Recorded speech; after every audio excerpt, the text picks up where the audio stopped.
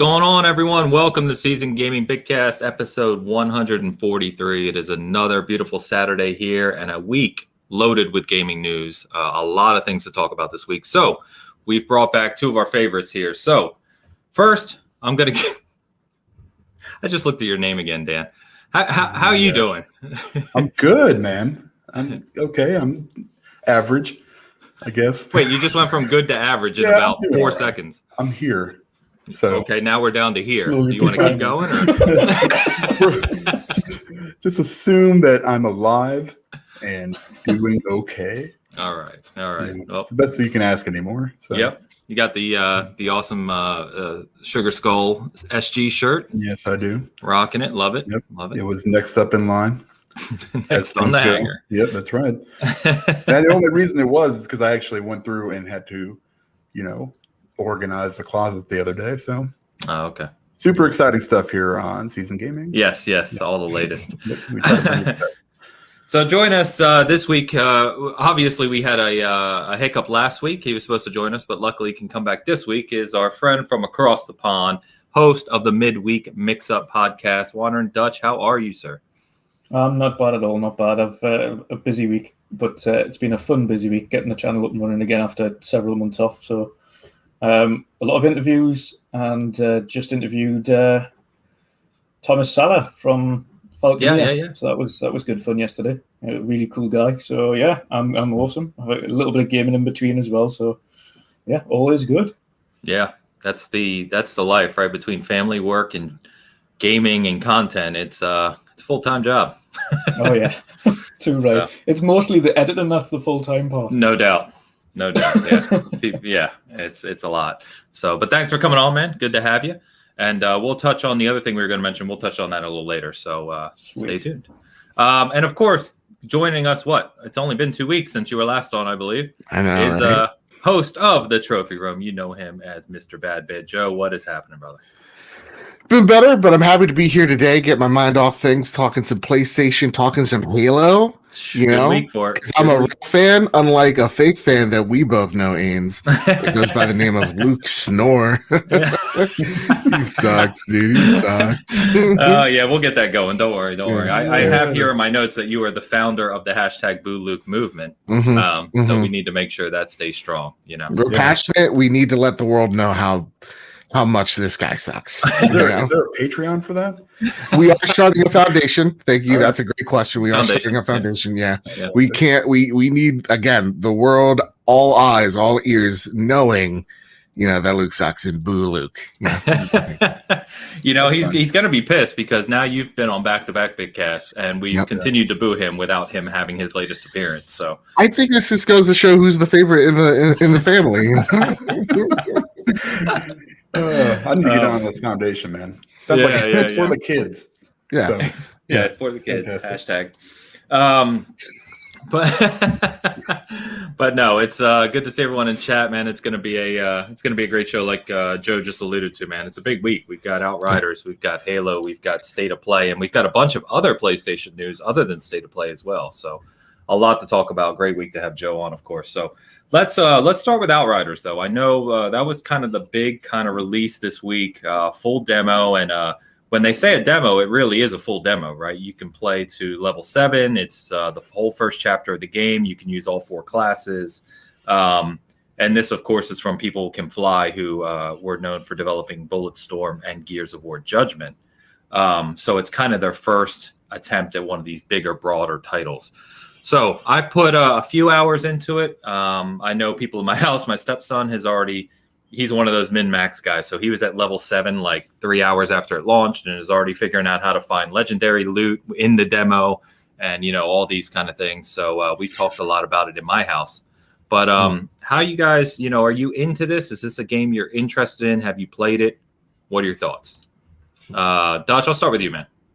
Yeah, well, you won't be able to see, but just behind us, before we started, I literally booted it up, and I've played about 20 minutes. But I did play the alpha beforehand as well, so I got in on the technical test. Okay. But no, it is a good game. I am digging the story so far, and the way the kind of story's starting to kind of go into that. So Okay.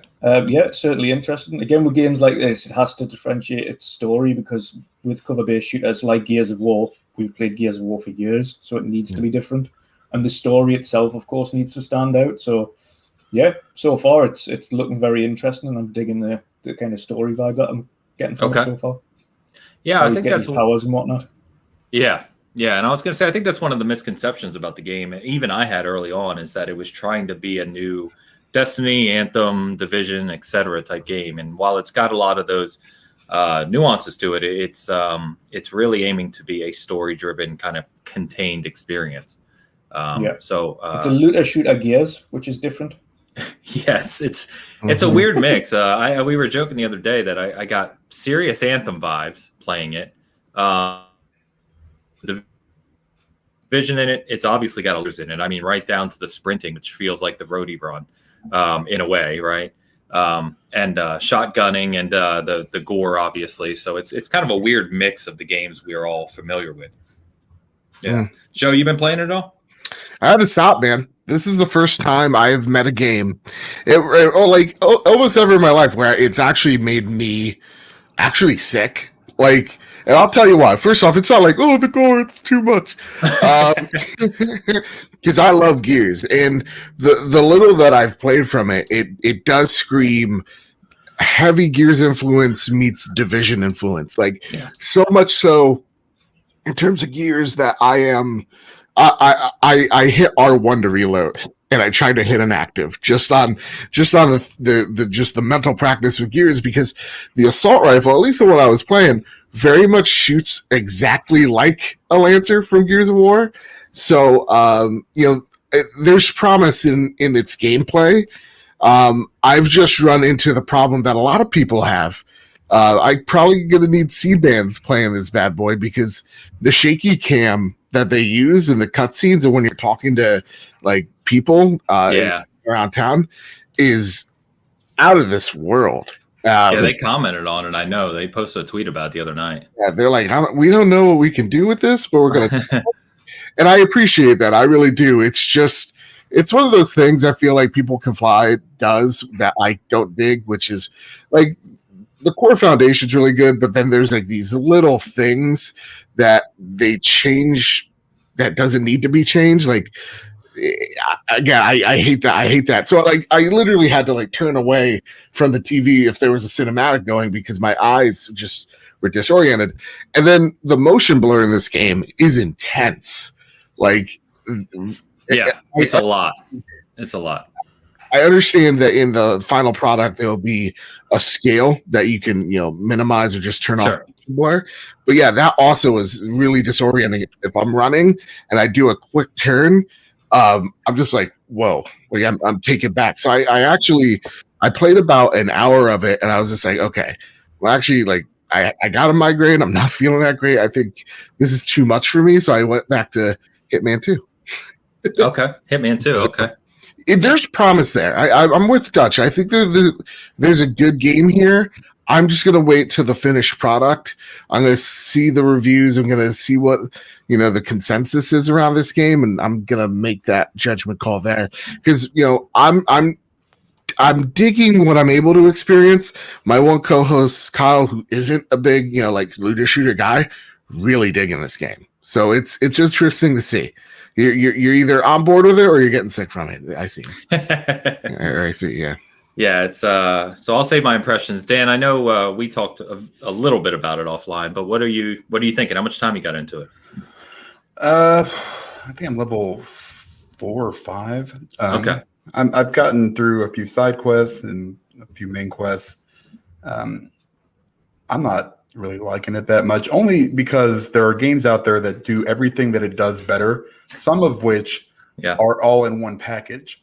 Yeah, like you can, except the only thing that differentiates them is like the story or what it looks like. I mean, Division is one of those games. You can play that as a completely single player game. For the most part, you're not going to get every single piece of content, obviously, because there's so much of it. But I think it does a lot of that stuff better. What I see from it is, it's got the Anthem vibes, it's got Division vibes, it's got like Marvel's Avengers vibes in the way they do their level, how they put their levels together. I think the cover, the way they just the level design is kind of sucks because it's almost exactly the same everywhere you go. It's just like, here's some cover, go to there, so you kind of know where you're going. And a lot of, I played as the trickster, and a lot of those, special moves require you to really be up close and or not in cover, so if you're, it doesn't really lend itself to that very well. I think for what it is, if it were like a $40 game, because I've seen it, it's probably 30 to 40 hours, I think somebody said. I could see myself getting in on it. I've never been a real big co-op guy, but I can see where that might be fun. I just think you have all these examples, and you can pull from all these games and all these different mechanics, and and you can see the influences. I mean, there are anomalies in this game, just like there were in Anthem. 4 classes, just like there were in Anthem. I mean, it's so similar. But now Anthem was much more ambitious, but in the fact that it was trying to be ambitious, not that it actually was ambitious in the end, it actually sucked. But we'll talk about that a little later. Yeah, this is it's a contained game, so it's not a looter. It's not a games as a service. It's not anything like that. So I kind of see what they're going for. I love Bulletstorm. It was one of my favorite games.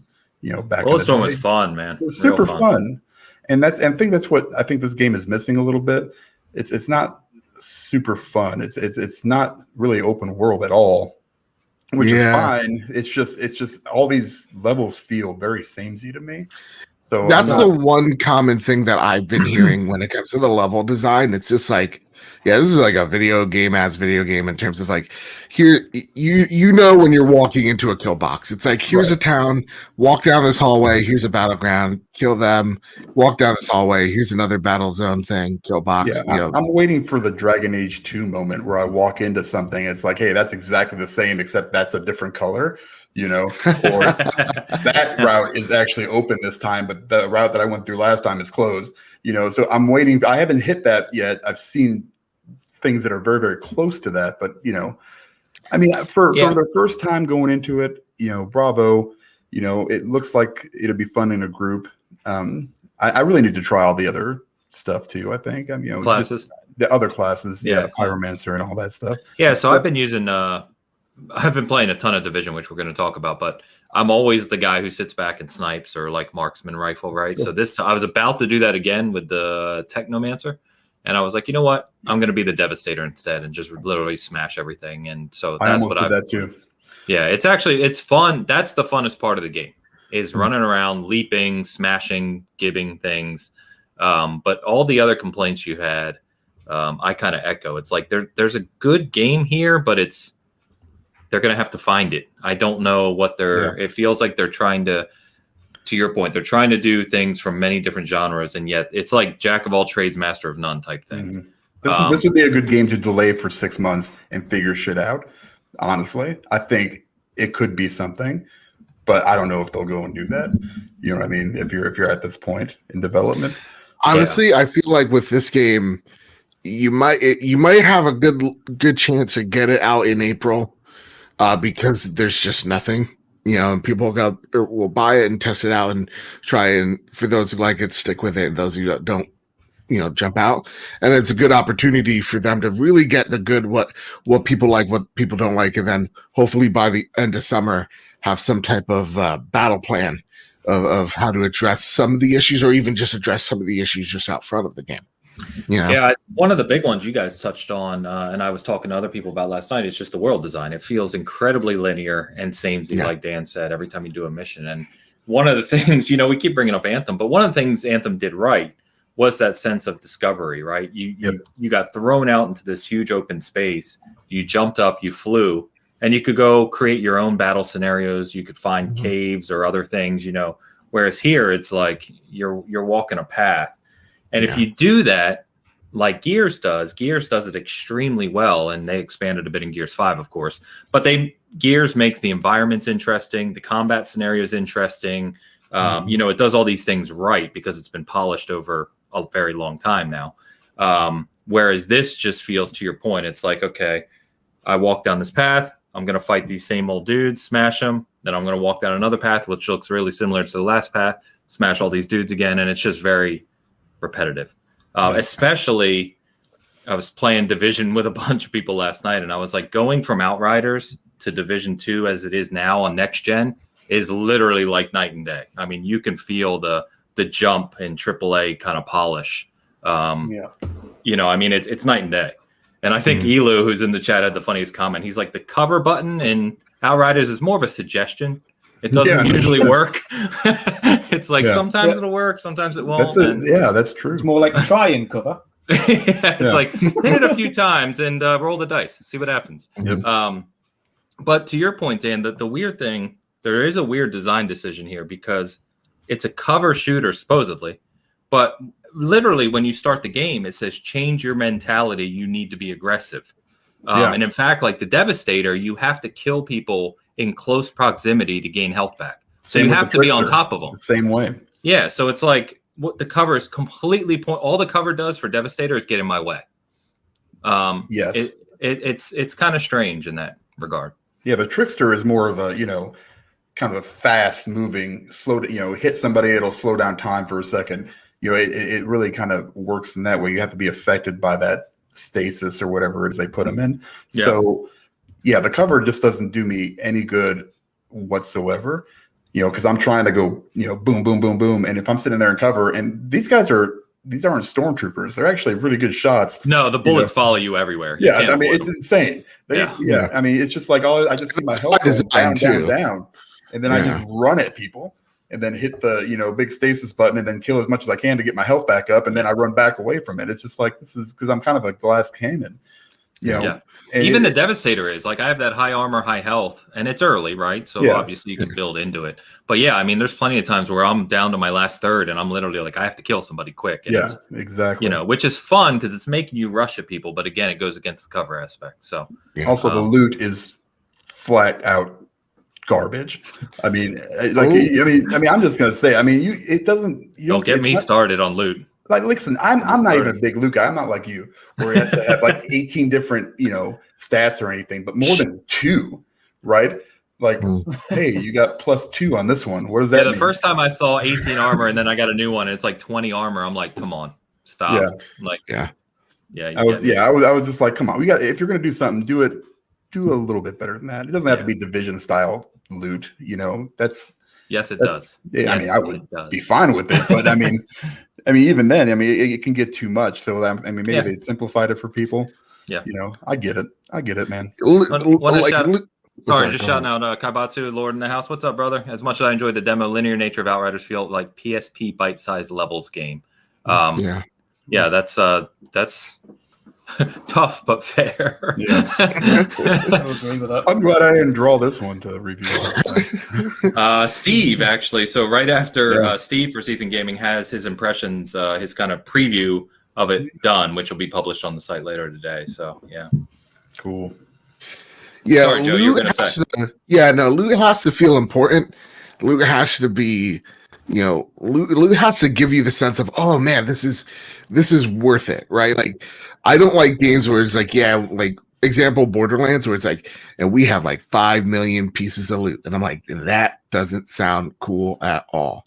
Like, I like the classic WoW days of like, here's some armor, here's like, here's the stats it's going to do, and it's going to carry with you for a few levels as well, so that you also build like an attachment to the items. Because if you're just throwing away everything just to get to, just to min-max, it just doesn't feel that great, right? Because then the only piece of loot you're really grinding for is the ones that truly matter, and then like has that little like, that little random stat that you need. So it really needs to feel like it's impacting your gameplay, and it's influencing the way you play, but not feeling throwaway, Yeah.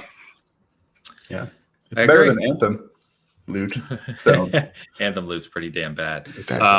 Now, one thing I did see, just to, I agree with everything you guys said, and I could rant about loot for way too long, so I won't. But one thing I did notice, right, is I'm at the point now where I'm getting blue items. And I know my stepson has gotten purple items. And they do, starting at blue, they start to build into your skills. So it is getting a little better, but I just don't know how complex that's going to get because the loot does feel very Destiny-ish, and that is by no means a compliment. I think one of the worst aspects of Destiny is the loot design, personally. Whereas, the gameplay is great. But, and again, jumping from the Division 2, which is they've spent the past few years modifying their loot tables and how the design is. And it's at a point now, which I'll talk about more later, where it's actually one of my favorite of all time. It's pretty nuts how good the loot is in that game. Yep. So last thing on Outriders before we move on. Do you think, and I know, Joe, you kind of touched on this, do you think this game, April 1st, right? Now, April, May have a lot of big releases, but they're a little later. So it feels like it may get the jump on some titles. You think this game has legs? Maybe. Take some thought, but maybe.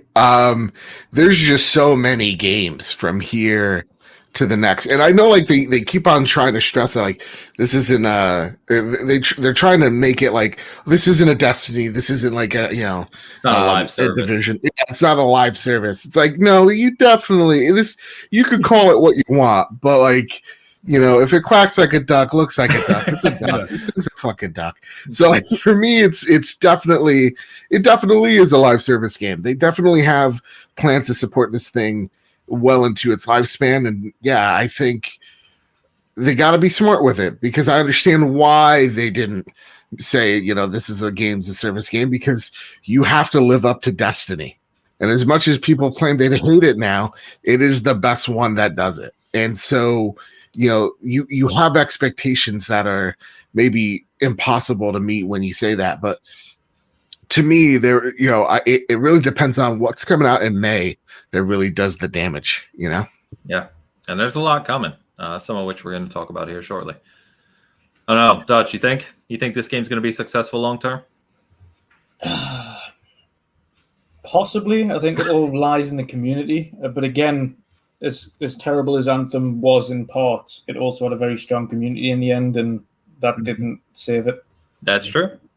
That's very true. Which is unfortunate. So I don't know. It's potentially. It really depends on how that full game is, and it's not just. Of course, we can see how the gameplay is in the demo, but really we need to see what the content is in the full game. Yeah. Like how much loot is there? What different armors and customizations are there? What is the story like? There's a lot it's riding on, so we won't really know until we've got our hands on the full game to see whether or not it's got legs. I think the demo is just a glimpse, and from what we've got in the demo, there is noticeably performance issues. Yeah, that's true. There's some pop-in issues, which I've noticed straight away, some texture issues. Among the fact that, of course, some of the button prompts don't work as and when you need them to. So it's a potential, but bigger games are filled for less. So we'll have to wait and see. Yeah, it's true. It's going to be interesting. I hope that when the full game arrives, like you commented on the story a few times, Dutch, and I think that's key. But I'm also hoping that, this is apparently kind of the prologue chapter, the first chapter of the game, right, in the demo. And I'm hoping that it opens up at some point, so you can go kind of explore at will, and there's bigger open areas, because they've shown in a lot of the previews this big, beautiful world.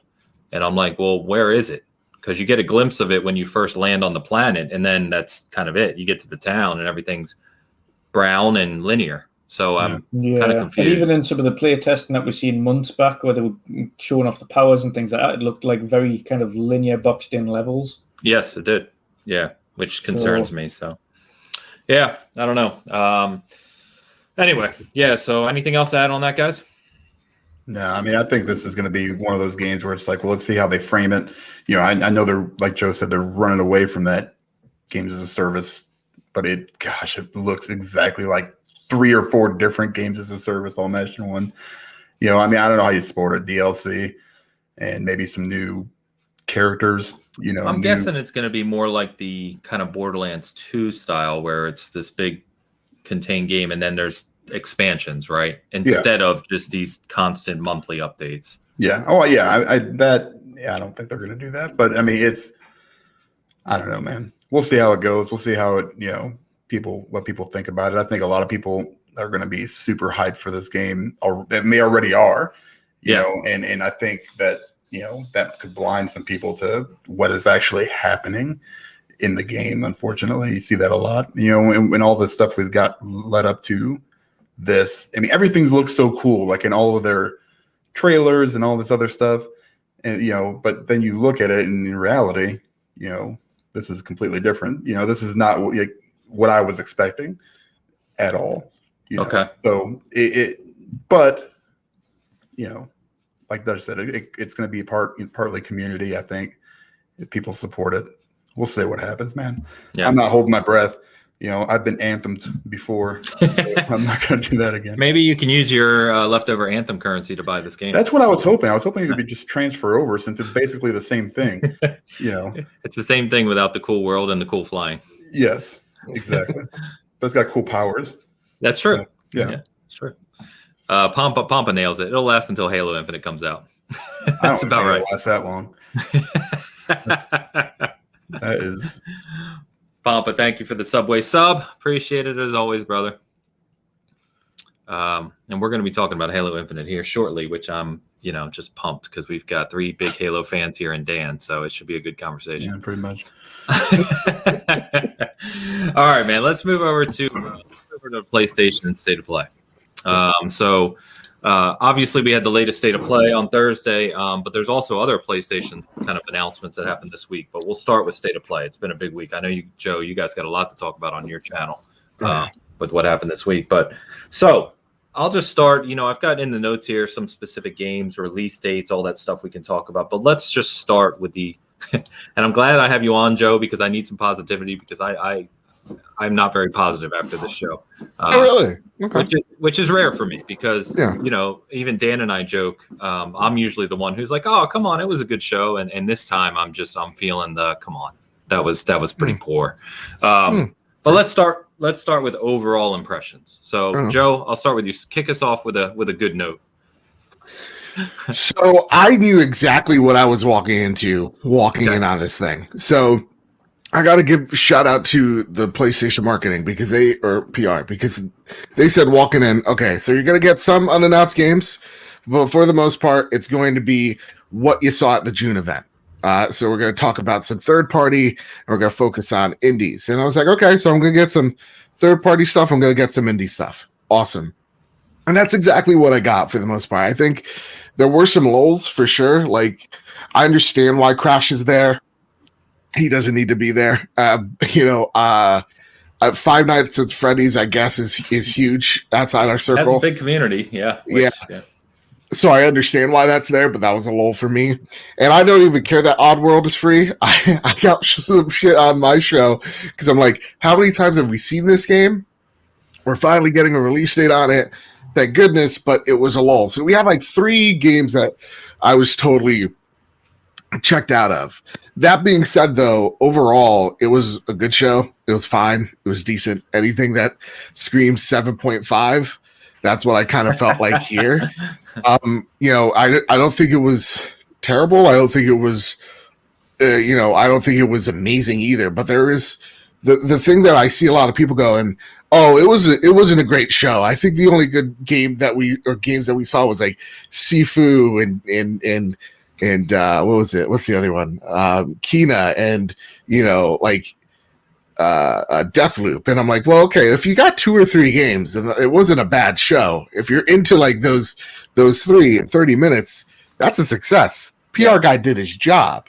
So for me, like, I walked in going, okay, I'm gonna buy Sifu, I'm gonna buy Kina, I'm gonna buy Returnal, and now after seeing Deathloop, definitely gonna buy Deathloop. So like, I got 4 games out of there. I know I'm definitely going to be picking up on day one when they come out, and also Solar Ash looks fantastic. So 5. So like, I walked out going, okay, there was no bombs, but I feel like the only thing they should have said was, we're going to talk mainly about third party indies. Don't expect Ratchet, Horizon, or God of War. They will be at a later date. they'll be at their own state of plays. And I think if that expectation, that line in the sand was there, I think a lot of people would have felt a little better about what they were getting into. Because it wasn't like Nintendo, who literally said, and we have a Nintendo Direct. Goodbye. Right? Like they said what they needed to say, but I think they needed to say a little bit more so that you actually knew what you were getting. Because a lot of people were like, okay, so we're going to get Bloodborne 2. We're going to get God of War here. Crazy as always. Yeah. Exactly. It's like, well, dude, I think the disappointment's on you on that one, because like who's saying any of that? Like I feel like they set expectations really well, and as a person that doesn't usually give a crap about indie games, it's just started to. There's a lot of indies that I really, really got interested in, especially Sifu, because that's literally the elevator pitch is literally, hey, Daredevil hallway scene, that's the game, and I'm like, I love the art style too.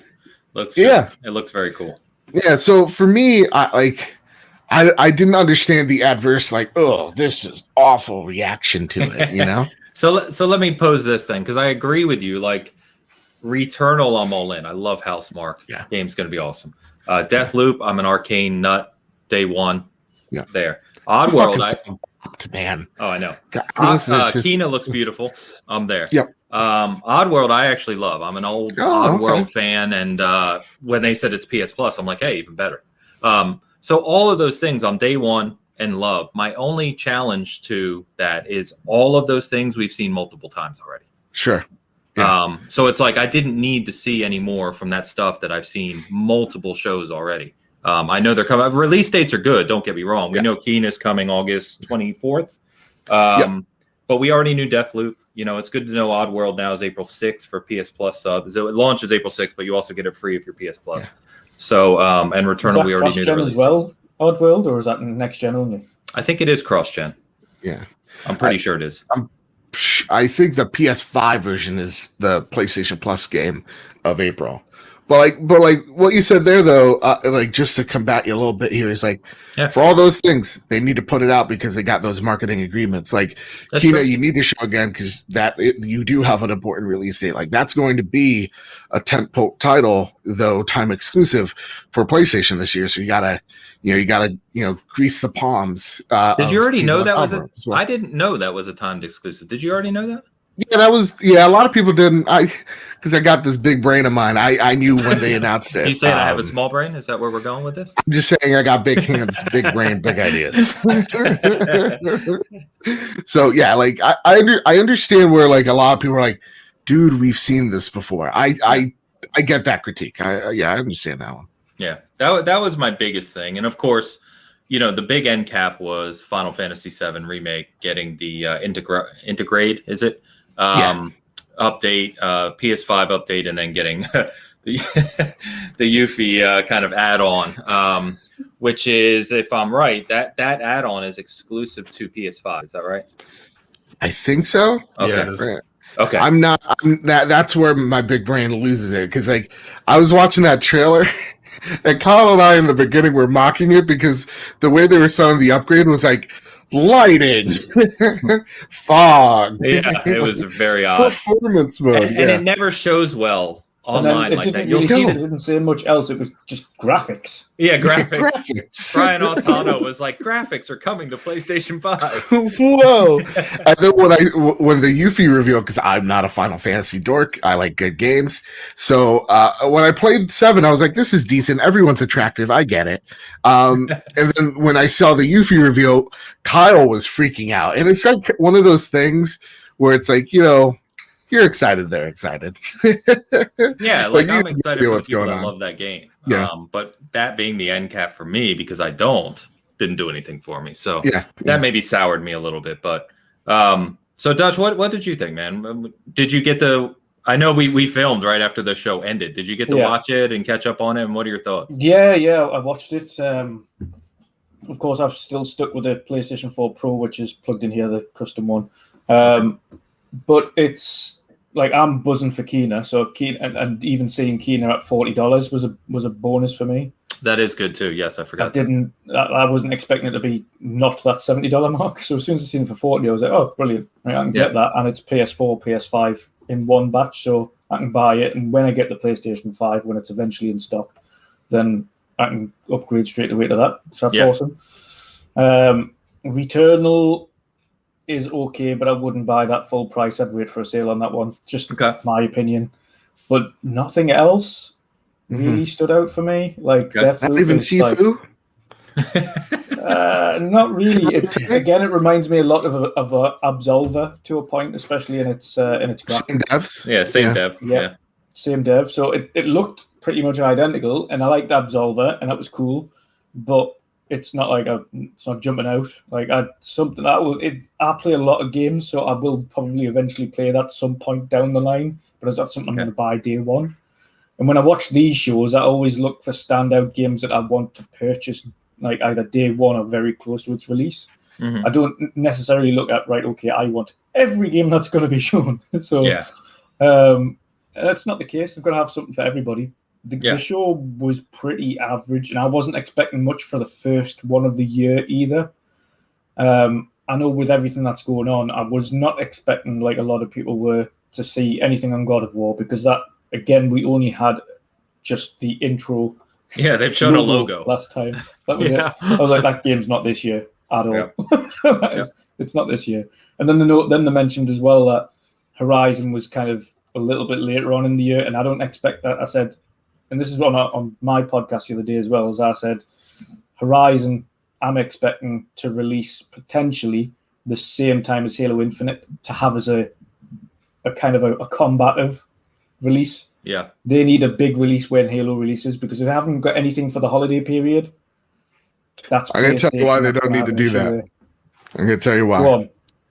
All they need to do is just pump money in that Call of Duty. That's their thing.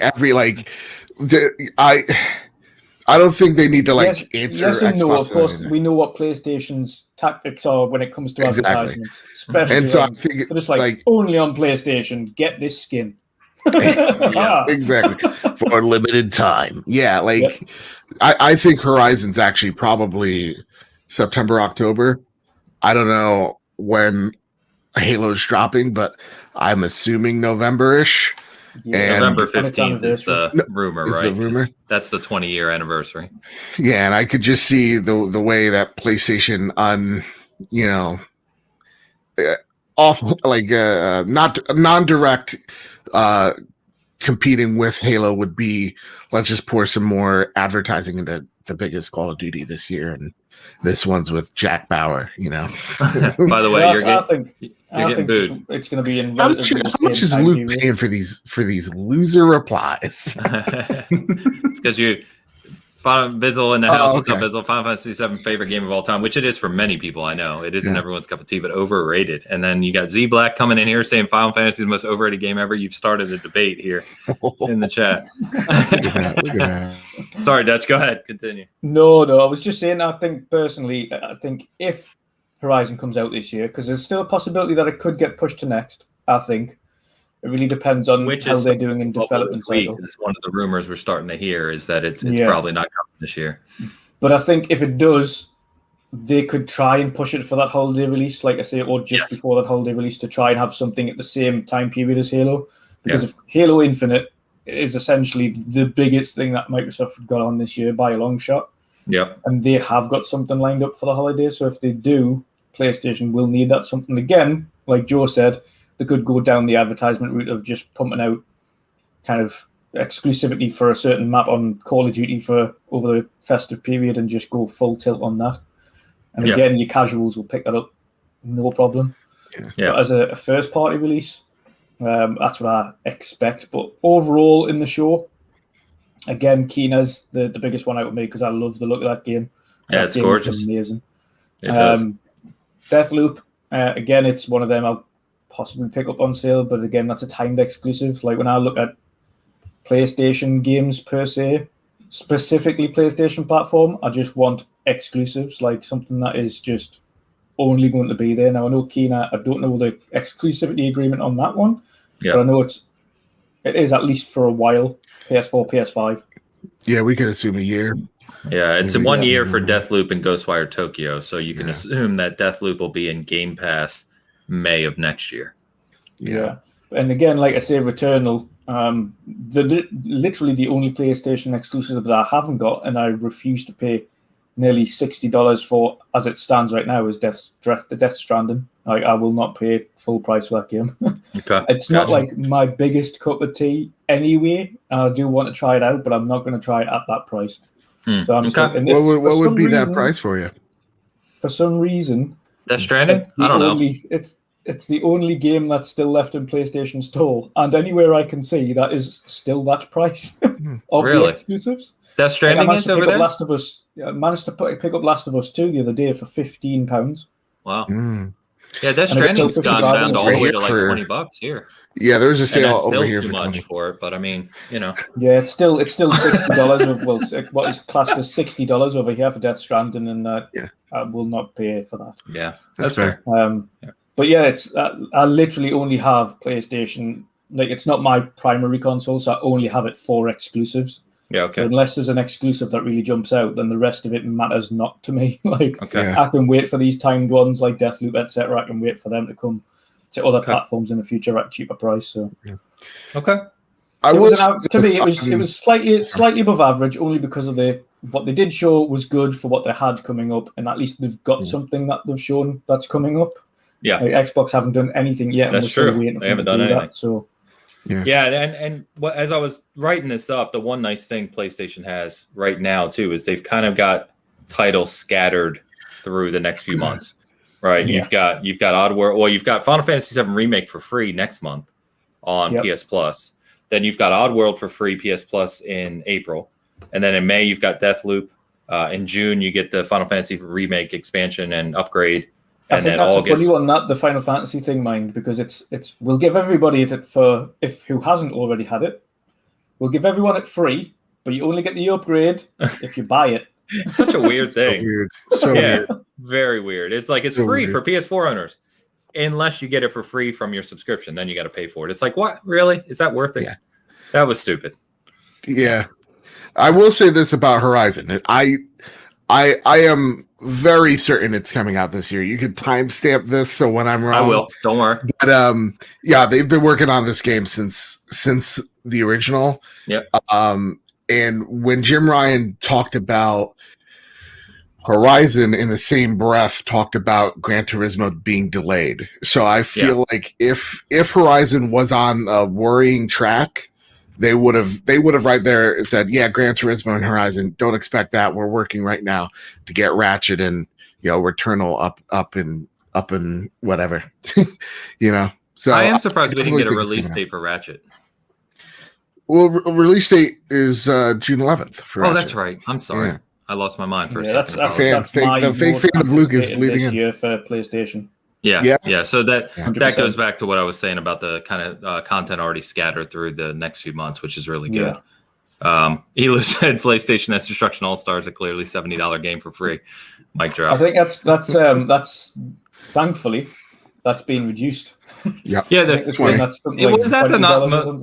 that the most bizarre kind of series of events ever for a game? It was like, we've got this game coming out at launch. It's going to be $70. Then it was like, game's been delayed. Then it was like, well, it's not worth $70. We'll give it to you for PS Plus for a limited time.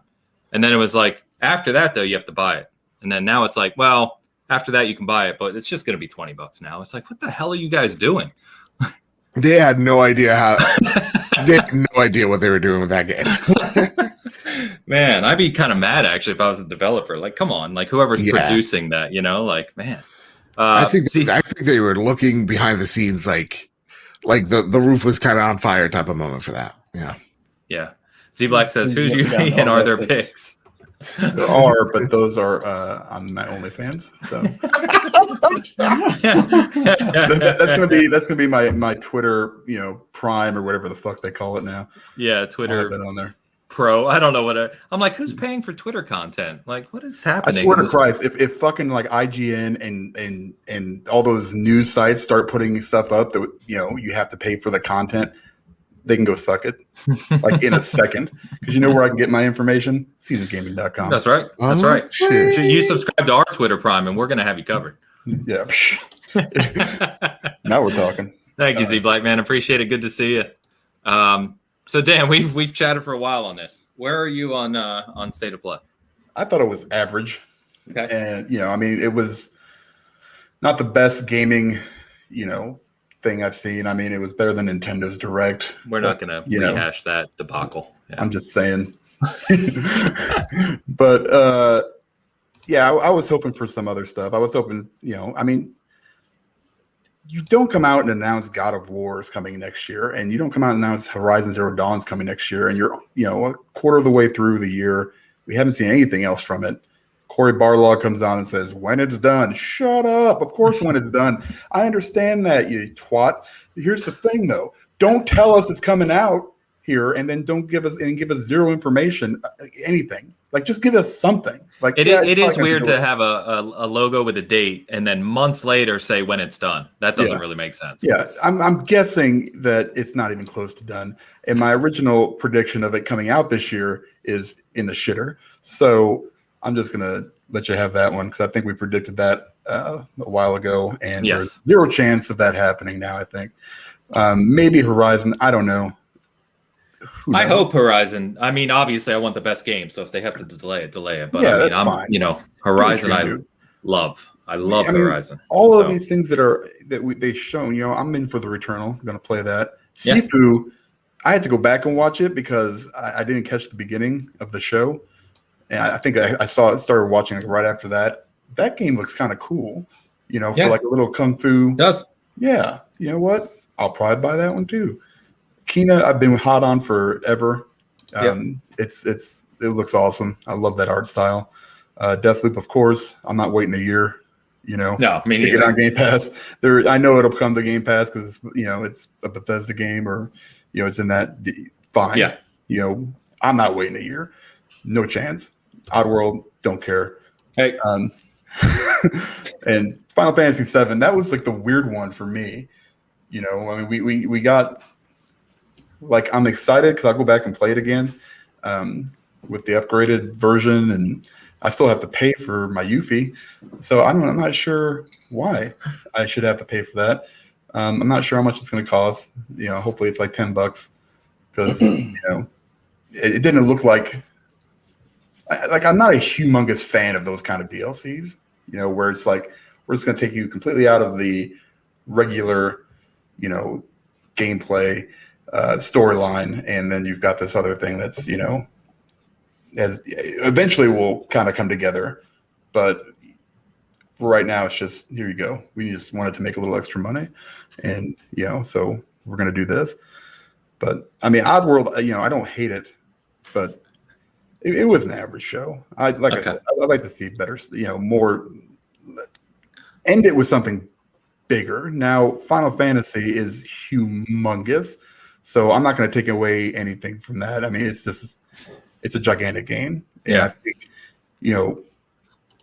it's if you don't like that game or that style of game, you're it's not the best way to end it. I like that game, and I didn't think it was the best way to end it. So, I wish they would have had a little bit of something, even a little bit more,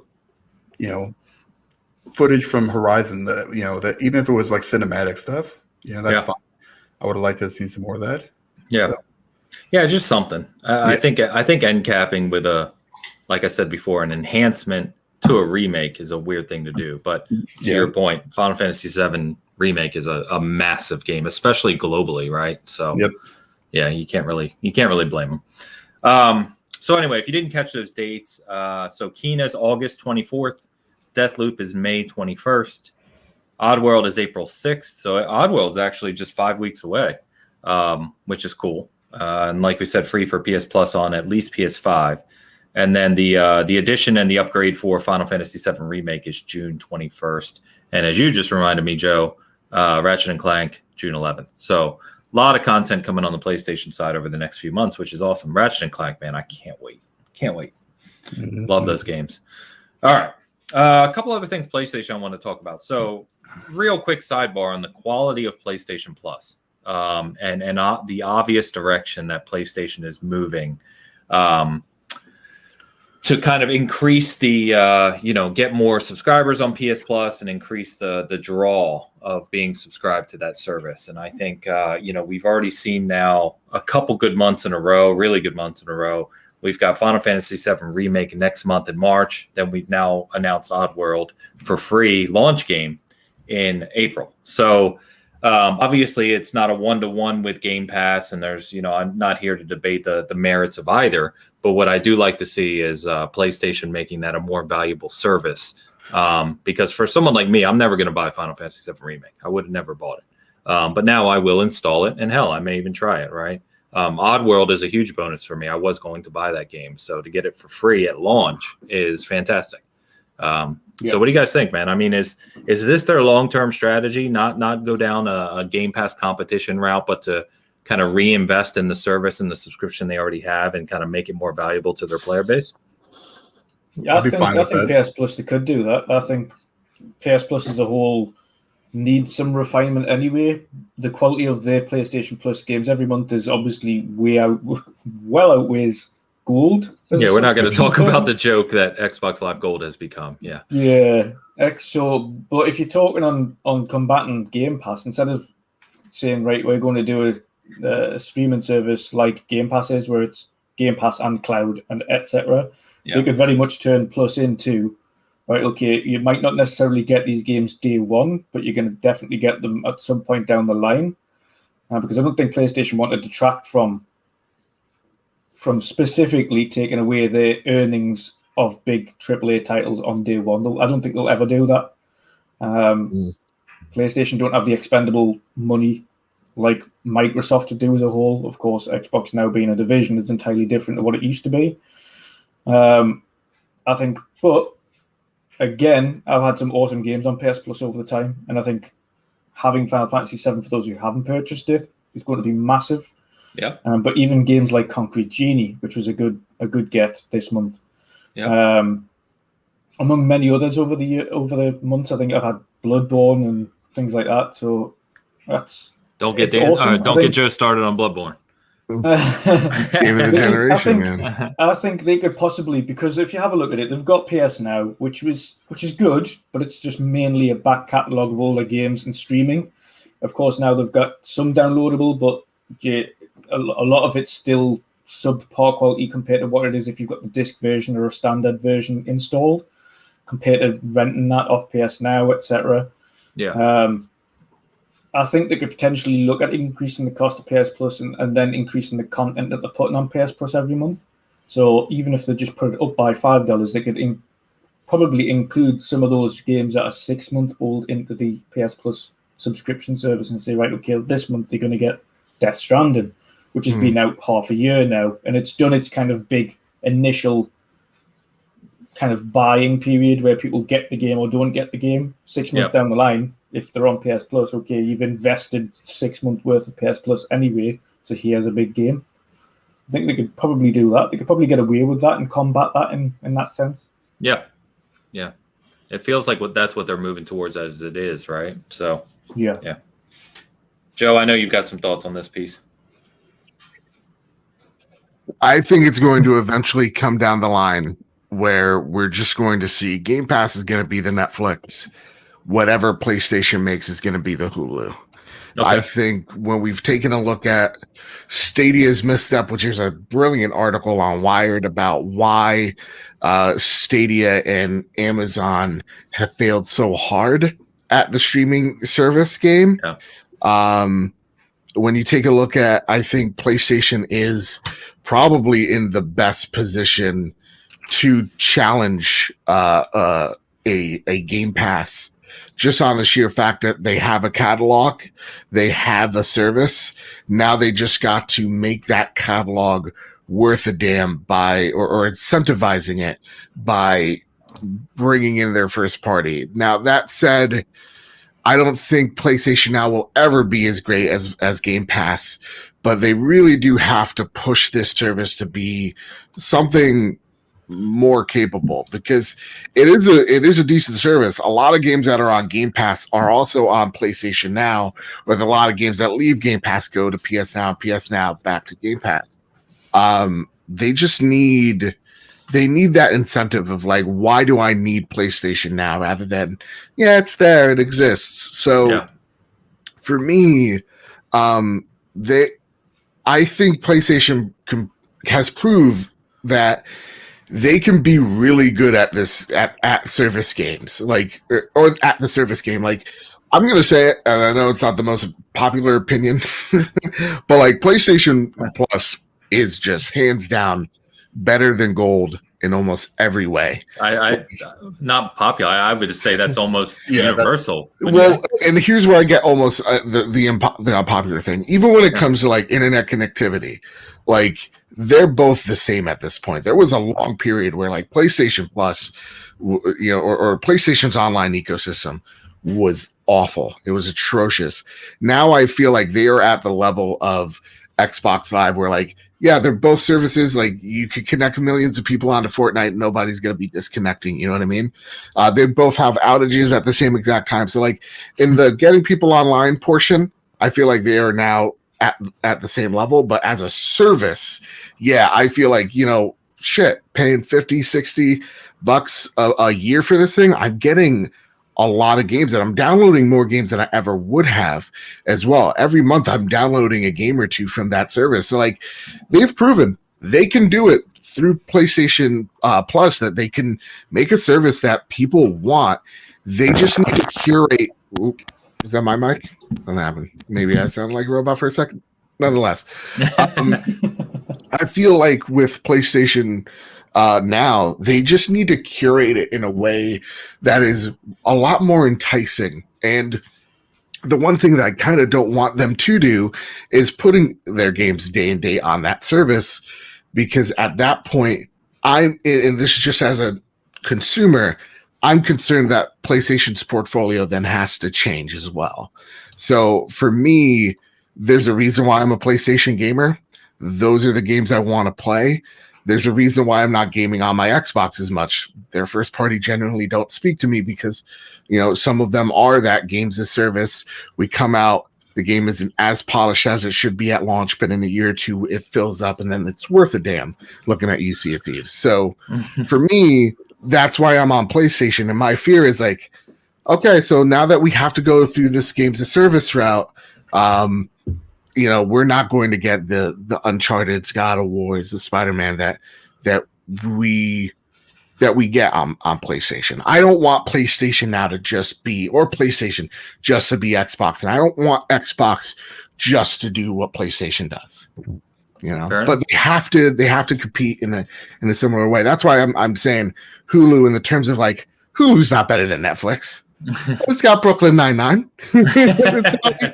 I'm here for it, Yeah. Similar like with Disney Plus. Look, not as much content, but the content that's there is going to draw people. That's what's fair. going to happen in WandaVision? I have no idea. I think that's fair. I think when you're talking the service game and the capabilities there and what's already been built, Xbox is just they're well ahead. So you're right. I think your analogy there of Netflix to Hulu is probably a pretty pertinent one. So, yeah. Dan, any thoughts on PS Plus? Yeah, I mean it's awesome. I mean it's been good.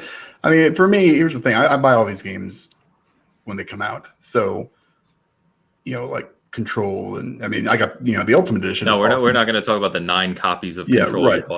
You bought. I bought Concrete Genie. I bought So did I. And that's great, but a lot of people haven't. And I think what I'm seeing now is like Sony trying to become Nintendo-like almost. Whoa. Where they can just do whatever the hell they want, and they're getting a little penisy, right? So you have to keep keep it real here, Sony. Now what they're doing with this stuff with their PlayStation Plus games is fantastic. I mean, we've seen some humongous games over the last year or so, come out, and a lot of their exclusives, Detroit, and a lot of big third-party games, So I mean, it's I love that. I'm not even going to compare it with games with gold because I pretend like it doesn't exist, because it's hot garbage. Except for we had Gears of War last month, whatever it was. That was great, But at the same time, most people, that are arguing over this stuff have a Game Pass subscription or, have bought Gears of War already, So it's keep doing what you're doing, PlayStation. Keep releasing some of these big games. I was always a proponent of them changing PlayStation Now into a Game Pass like subscription, but I don't think they have to. Seeing what they're doing, they've got. This is where Game Pass needs to be. I think down the road is where they need to be. You need to get those games every 3 months. You get a big AAA game, and this is what Microsoft is gearing up for. They've got all these studios now, so you can release one game, on Game Pass, but that's not going to bring in the masses. It needs to be a library. It needs to be like Netflix when they first started out. They had a couple original series, and then they kept adding more and more and more and more. Now it's an insane value, right? I think, and yeah, it's great for all these indie games and stuff. I mean, the PlayStation Plus stuff just seems like they're bigger hitters, so far. That will change, I think, later on down the road. But, for Xbox, once those studios start producing those big games, but I'm also tired of saying that, because I've been saying it for like 10 years. Yeah. Yeah. Well, Halo Infinite will be the big That'll one be the one, right? That's going to be the one that's, I think, that is what like Game Pass is built for me, because I am not even going to touch the multiplayer, but I'm super pumped for the campaign, because I after we saw the screenshots, which we'll talk about in a bit, we saw all that stuff. I'm super excited for it. I'm really wanting to play it. However, the open world-ish kind of thing that they're doing, it sounds super cool. Yeah. So I'm in for that. Also, don't have to pay for it. So boom. Yep. Thank God. That's gonna be like that first big game for me for Game Pass, really, since Gears 5. Maybe Gears 5 was that's another one where it's just like, yeah, I played it. I'm not a huge Gears guy, but it was a good game. That's your problem. Really, yeah, well, those games are all geared towards, no pun intended, the multiplayer aspect of it. But with Gears 5, I think it was one of the best campaigns since 2, really. As far as that series goes. Yeah, and that's we always say it's Gears and Horizon or Forza Horizon or Forza Motorsports or Halo. Yeah. It's okay because those games are good. They're really, really good. Yeah, they're tentpole titles. Yeah, that's what you want, man. And now you're gonna you got all these studios. As long as they're not releasing these little AAA dinkers, I don't want to see that garbage. Give me some stuff. Give me some meat. Yeah, I'm really looking forward to Avowed. I think Avowed's going to be massive. That looks amazing. The new Fable looks amazing. So I mean, and if those start coming, it's going to be odd to see where they go. Like I agree, those logos looked really good. Like what? where are they going to go with Games with Gold? Will they just eventually get rid of it? Will they? I think they will. I think now it's just kind of like they take a dartboard like every month and just go and like throw it at this board with all the games on it, and like whatever it lands, that's what you get. I think I've heard of Metal Slug, and that's it for this month. I think the problem that they've got is that like everything that could go in Games with Gold is already in Game Pass. Yeah. They're like, well, what can we unlike PlayStation where it's like unless you're paying for PS Now or have bought the game already, they've got an abundance of first-party stuff they could put on PS Plus. Mm-hmm. Xbox don't. They're like, well, no, you would just get Game Pass. Yeah, it's a competing service almost in that regard. And I think that's the reason why they tried to double Xbox Live was like they really want to decentivize Xbox Gold, Live Gold, and they really want to incentivize the value of Game Pass, and that's why you see them or saw them try to increase that price. And that is when I take a look at PlayStation, they're kind of doing the opposite, where it's just like, all right, the games in PlayStation Now are fine, but man, PlayStation Plus this month, right. So it's going to be interesting to see how PlayStation pivots and when Xbox hits that 30 million concurrent gold members, because I think the next move Game Pass, because I feel like the next move for them is to PC. They got to make a move to incentivize PC players to really go get Game Pass, because honestly I know that the rates are a little bit different for PC, but that's really their biggest, I think, hurdle. They definitely are going to need a big base of folks if they're going to keep buying all these big studios. So how are they going to incentivize PC players to make the switch to Game Pass? Because PC players generally don't trust outside forces, don't like Microsoft as much as like their store and their ecosystem they're not a fan of. So like, how do you bring those people in to Game Pass? I think that's the next one, because there's going to be a limit to consoles, right? There's going to be a limit that they're going to reach and go, okay, so we hit the ceiling on console. Now how do we incentivize the mobile market and PC to come along with us? Yeah. That's the thing eventually, right? Is Game Pass will just be your connection into the ecosystem no matter what device you're on. I mean, that's the long-term goal. You don't need a console or a PC eventually. Yeah. And we've talked about that for a while, but I think, that's kind of a good segue to the other PlayStation piece here, is that, interview with Jim Ryan from GQ of all places. Weird. It's pretty suave. Yeah, he's suave. That's what I think when I see Jim Ryan. Like, he's doing stuff like he's super smooth, but he's also kind of a dick, and is doing stuff behind the scenes, like, grabbing people's asses and shit like that. I really think that he's like, he just gives off that vibe. He does give off a weird vibe.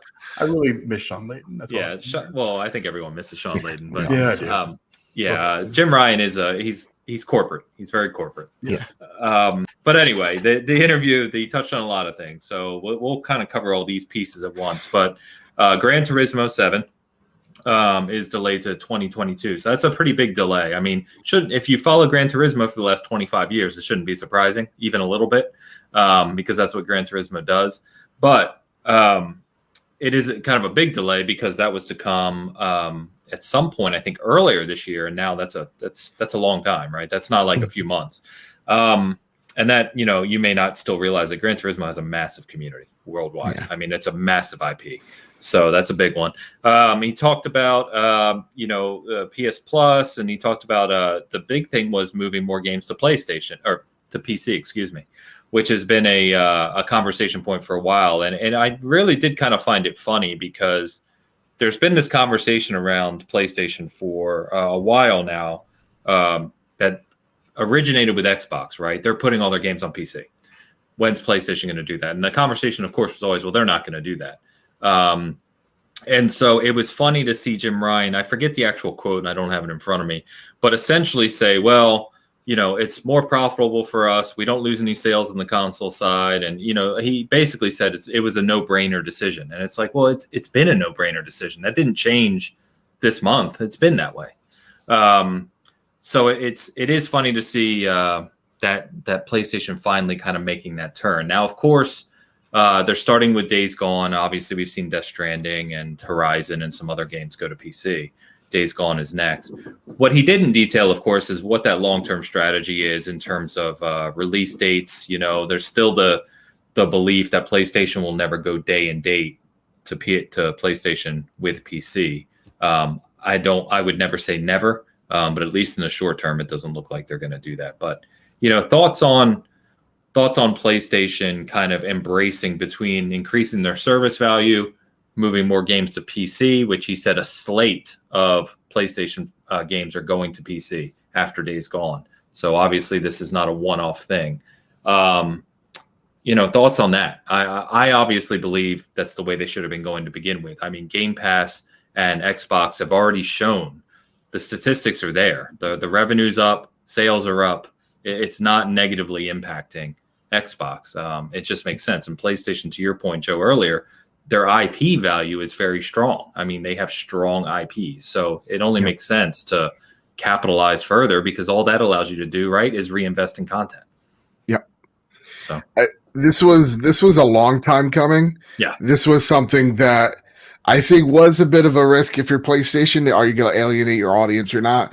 I think this is a conversation that has been happening for a while now. That's why you saw them kind of sell off their their computer division, their computer entertainment division a while back was they're focusing on SIE being this all-encompassing kind of gaming brand for them, where we're going to see more PlayStation games head to PC, and I think they very much monitored what Xbox did with how they did it, and kind of taking baby steps to do that, because it is a bit of a risk to tell your audience, hey, your money isn't enough to support these games. We need to branch out with these titles. It just kind of goes along with, the running point that games are too expensive to make now. Yeah, especially those big budget AAA releases. I mean, exactly. Yeah. They don't put the money in that, or they don't. They're a giant risk to take, to pour a whole lot of money into one project and it not panning out. That's something that I think PlayStation has looked at and really thought, or is thinking that PC is the next piece in the puzzle. So for me, this is definitely like, I'm not worried. I don't care if they ever go day and date. This is something that, it was a long time coming. Now give me Bloodborne at 60 FPS, for the love of God. What the hell are we talking about here? I mean, you have the money. Come on. Yeah. So no, to me, this isn't a huge deal. I think they see the writing is on the wall, and I think that's why you've been seeing them making these moves as late. So Days Gone, I hear, has gotten a lot better, because it was a hard 7 when I first played it. Yeah, I wasn't a huge fan, but I hear that it's with the patches, it's now legitimately a great game. So awesome, go for it. Put it on PC. I'm not the one, like I even said it, I think, on the podcast. I'm like, put them on Xbox. I don't care. Like, I'm just here to talk about games. I'm not here to to like totally cheerlead one side or the other. I think this is a smart move. I think Xbox is smart to do it, and hopefully, we get to see PlayStation awaken to more ideas that are more, progressive in the gaming space. Yeah, agreed. In fact, it was this was an MLB decision, of course, but I told people last week it was very strange starting MLB show tech test on my Xbox, and the first screen seeing Sony Interactive Entertainment Presents, and I was like, I looked at my controller for a second because it threw me off. Because that's the screen you see before every major PlayStation release. And likewise, if you're a PlayStation fan, when you saw that icon on your PlayStation go Xbox Series S and X tech test, you're like, wait, what? Yeah, very strange. But anyway, I think to your point, long time coming. It only makes sense. Also, can you guys hear me right now? Yeah. Okay, I had to change because someone decided they wanted to start vacuuming. Like right next door. So you're good. Okay, good. And I think MLB The Show is really the first of many. Spider-Man's coming next. It's happening. Okay. Yeah, I mean, you kind of nailed it. My opinion is they're all wanting. It's a business. You all want to increase revenue. They're going to do that in any way that doesn't kind of permanently be a detriment. And these things aren't a permanent detriment. It's just more people getting to experience cool things. So. Simple. Dutch, where you at on this, man? Exactly the same as Joe, to be honest. It was a business decision, and I think as much as you've got some of those kind of rabid fanboys on Twitter, etc., it's the logical thing to do. It is the most logical. Like, it does not take away, because you have two separate types of gamers. You've got those ultra hardcore PC gamers that have spent thousands and thousands of pounds on rigs and literally game all the time in front of these systems that they've specifically built to game. And then you've got the rest of us who love consoles or love living room gaming and sit and just play on a nice, easy to pick up console. That's me. Like any PlayStation game that releases on PC, it doesn't matter. Same with Xbox. I'm still going to play it on my Series X or PS5. And the vast majority of gamers or console gamers are going to be sitting there, the casuals. Like, this little bubble we live in Twitter, where we're the kind of hardcore majority that talk about games all the time and play video games, and we have pretty much every system and sitting. I mean, we are the minority in the grand scheme of video gamers. It's a casual market, and those casual markets not going to care whether or not it's on the PC and PlayStation. It's like, it's a business decision. As long as it's on PlayStation and not on Xbox, that's all that matters. Like, if you still have exclusivity, because again, the vast majority of casual gamers don't have £2,000-3,000 supercomputers that are going to play games like at highest resolution. Yeah, very true. Very true. Pong's getting in on the action, Joe. Yeah, well, this is what I think about Todd Howard. Boo, Todd Howard. Me and Pong. I love that, man. I think there's something that Dutch said that kind of speaks volumes here. The casual market, as long as it's not, or as long as it remains exclusive to the PlayStation brand ecosystem, and it's okay if you want to grow your ecosystem to other places, because the one thing that we always fail to kind of grasp is, yes, we are the minority in this already small space. Console market is not as big as it once was.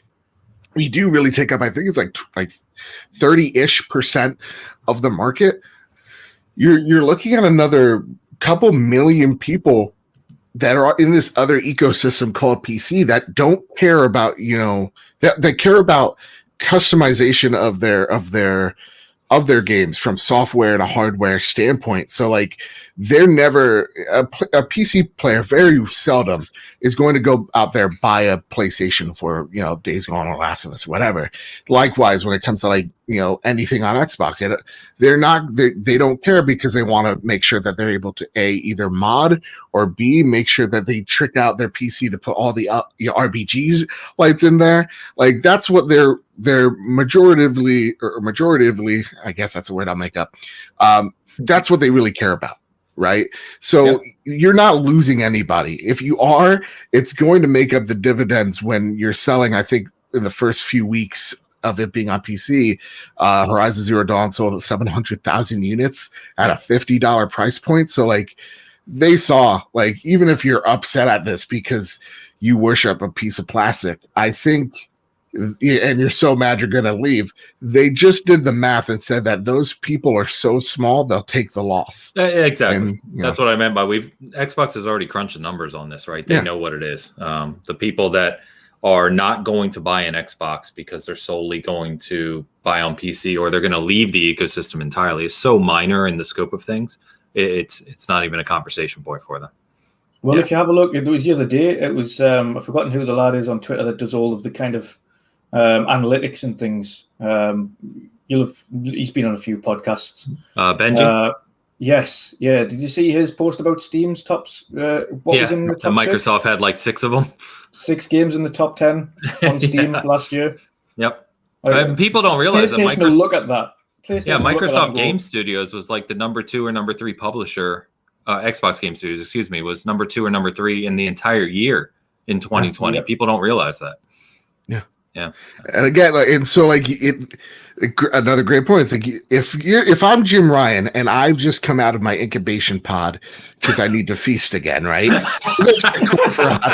going to see those numbers and I'm just going to be like, it makes sense. That's why you see Naughty Dog hiring, for people that are skilled at NVIDIA. Like, it's business, y'all. Slice that pie. At the end of the day, it's a business, and I think. Again, some of these hardcore fans need to remember that sometimes. Like, well, that's a lot of them just want attention and clout. That's the other thing as well. Yeah, that's very true. It is all about the money at the end of the day, and I've seen this quote elsewhere, but again, what is so bad about the fact that your company, who's porting to PC, is going to be making more money and therefore making more content because they have received more money to only then further improve the games that you like or make better? Right. It's really simple. It's really simple. It's simple. It's only going to make your company better for it. Yeah. And the games that you love are going to get better because of it. It's true. It's just like, it's really simple that pineapple is great on pizza. Everyone knows this. Yeah, I've never had that in my life, and I don't plan to. Well, see, that's your problem. You've closed your mind off to great experiences. You shouldn't do that. This is the problem. So nasty. Dan, stop it. All right. Dan, you upgrading your PC to play PlayStation games and now selling your PS5, right? 100% zero. So here is the thing. I've said this before. These guys know what they're doing. You know, that's Yes. the biggest thing, right? You know, we can sit here and debate stuff all day and give our opinions on stuff. You know, our Bethesda game is going to be exclusive to Xbox and PC. You know, is PlayStation going to release games day and date on PC? You know, who the hell knows? They know because they've seen the numbers, right? You know, if you release a game, say like God of War, on you're not going to get people to go out and buy a PS5 for that if it's going to be on PC. And even then, like I said before, they don't care if you know, that costs them money really in the end. You know, if they're making any kind of profit off this hardware, you know, it's very, very minor. So that's not where they make their money. They make their money through the software. They make their money through their services. That's why we talked about it so much. Yeah. And hashtag ecosystem. The ecosystem, right? Yeah, and that's the thing. So, you know, you see games like Sea of Thieves and Master Chief Collection and stuff, that's stuff that's been selling really high on PC, you know, and those games are making money hand over fist, not because they're buying just the game though, but because they're buying all this other stuff, you know. Then in the game. Right, and then you have to look at development costs. Or how much is it going to cost extra to develop a PC port, you know? Will it be worth it? How much you think are we going to sell? They figure all that stuff out, you know. It's because they don't deal in speculation; they deal in facts. Right. They look at this stuff. You know, people are so dead set like on this Bethesda thing. Like, I'm like, listen, guys, if they think that they're going to make more money throwing whatever it is, Starfield on PlayStation, you know, how many they know, like how many, if we make this exclusive to our platform and PC, you know, how many people do you think are going to come to the Xbox or go buy a PC? Is it going to be more than people that will be willing to pay for it on the PlayStation, you know, ecosystem? They know what the difference is. You know, they've seen it before.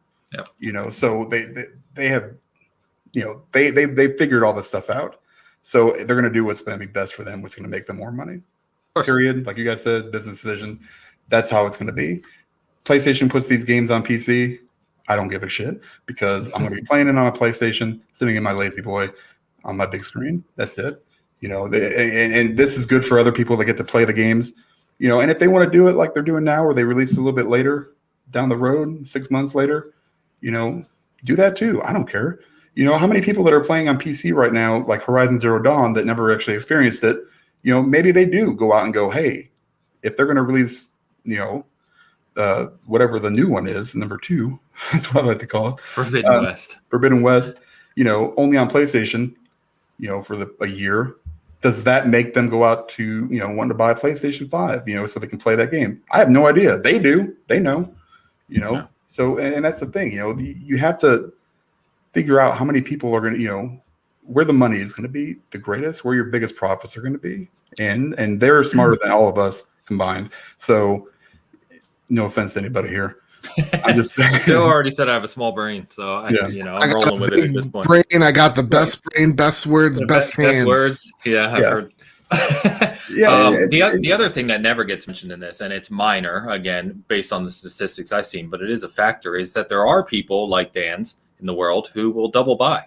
Yes. So people who own Days Gone on the PlayStation 4, they see it's coming to PC and they rebuy it because they can play it in ultra wide, or they can stream it more easily, or, you know, whatever. There are people who double dip in when you have it on more than one ecosystem as well. So it's all good stuff. You know, and Z Blackrider says, you know, the xCloud changes the game. I think it will eventually. I don't think it has yet. That mobile gaming stuff where everybody points to all the time, it's not, you know, it's not there yet. It's not even close. It's not, you know, it's not.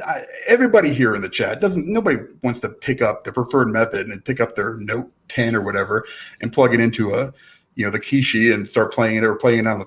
No, nobody wants to do that yet. And all that money comes from games like Candy Crush or Clash of Clans or PUBG, you know, because they had, you know, such a huge amount of, you know, microtransactions. That's where that money is coming from. It's not from these, you know, big AAA console games that are going to get switched over. I'm not sure when that'll happen. You know, I mean, I get what they're doing, and it's nice to, you know, have when you go over to the in-laws, so you don't have to talk to everybody. That's fantastic. That's my wheelhouse. You know, so I don't know Like, I'm not sold on cloud gaming yet, even though I have a clip and the Kishi and all this other stuff. Of course I do, because I just buy everything. So, it's a nice addition, I think, to what we have to Game Pass. I don't think it's, anything. I don't know, man. I'm still curious to see where that's going to go in 5 years, 10 years. Yeah, it's going to be time. So yeah, we'll see what happens. Those types of things, especially when you're talking about a global market, they do not happen quickly. There's an awful lot that goes into it. No, I'm looking forward to seeing what cloud gaming does when xCloud etc. has a PC version, though, because I've noticed that might marketable upgrade from switching from a 4G device onto a 5G device. Like, the streaming quality has jumped significantly. Yeah. Yep. And they announced the PC beta and that new browser-based xCloud coming to iOS devices as well, to get around Apple's thing. But they also just announced, it was either yesterday or today, it's coming soon, they're doing that server upgrade as well, which is taking it from 720p today to 1080p in the near future as well. So it's a long game. We've said it so many times. Mm-hmm. It's a long game. And, Z-Black's commenting on it. And we've talked about this so much. I don't want to go back into it now. But, yeah, Asia's the long play, because then, like I already said earlier, you don't need a PC. You don't need an Xbox. You don't need anything. You just connect to Game Pass. You're in Xbox ecosystem.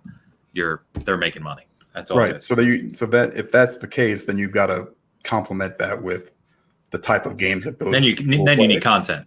Yeah. Right. Yeah. That's the thing. Those people don't play Halo and PUBG necessarily. I know it's a very big Yakuza and Persona. Yeah, that's what you need. You need those kind of games like Persona and I don't know, not really Yakuza so much, but those Japanese titles, the games that they like to play. If Xbox, that's another thing I'd be interested in seeing. If they go from you've got all these studios, will one ever make just a specific mobile game that will like Gears Pop? That's just that. Game is actually pretty fun, to be honest. Yeah, I mean, people liked it, but it didn't have the legs. But that's one time. You got to try this stuff and fail. You're never going to learn how the stuff works. That's what I've been talking about. I mean, that's and I've said that before. It's just a different kind of gamer, I think, over there.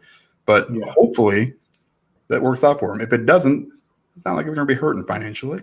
Yeah, that's the thing. Not that I give a shit, because they make more money than God. So it's the same. All right, I think we've gone all over the place on that topic, but good conversation. I think we can move on from PlayStation at this point. Asa, good to see you in the house. Cyber, good to see you.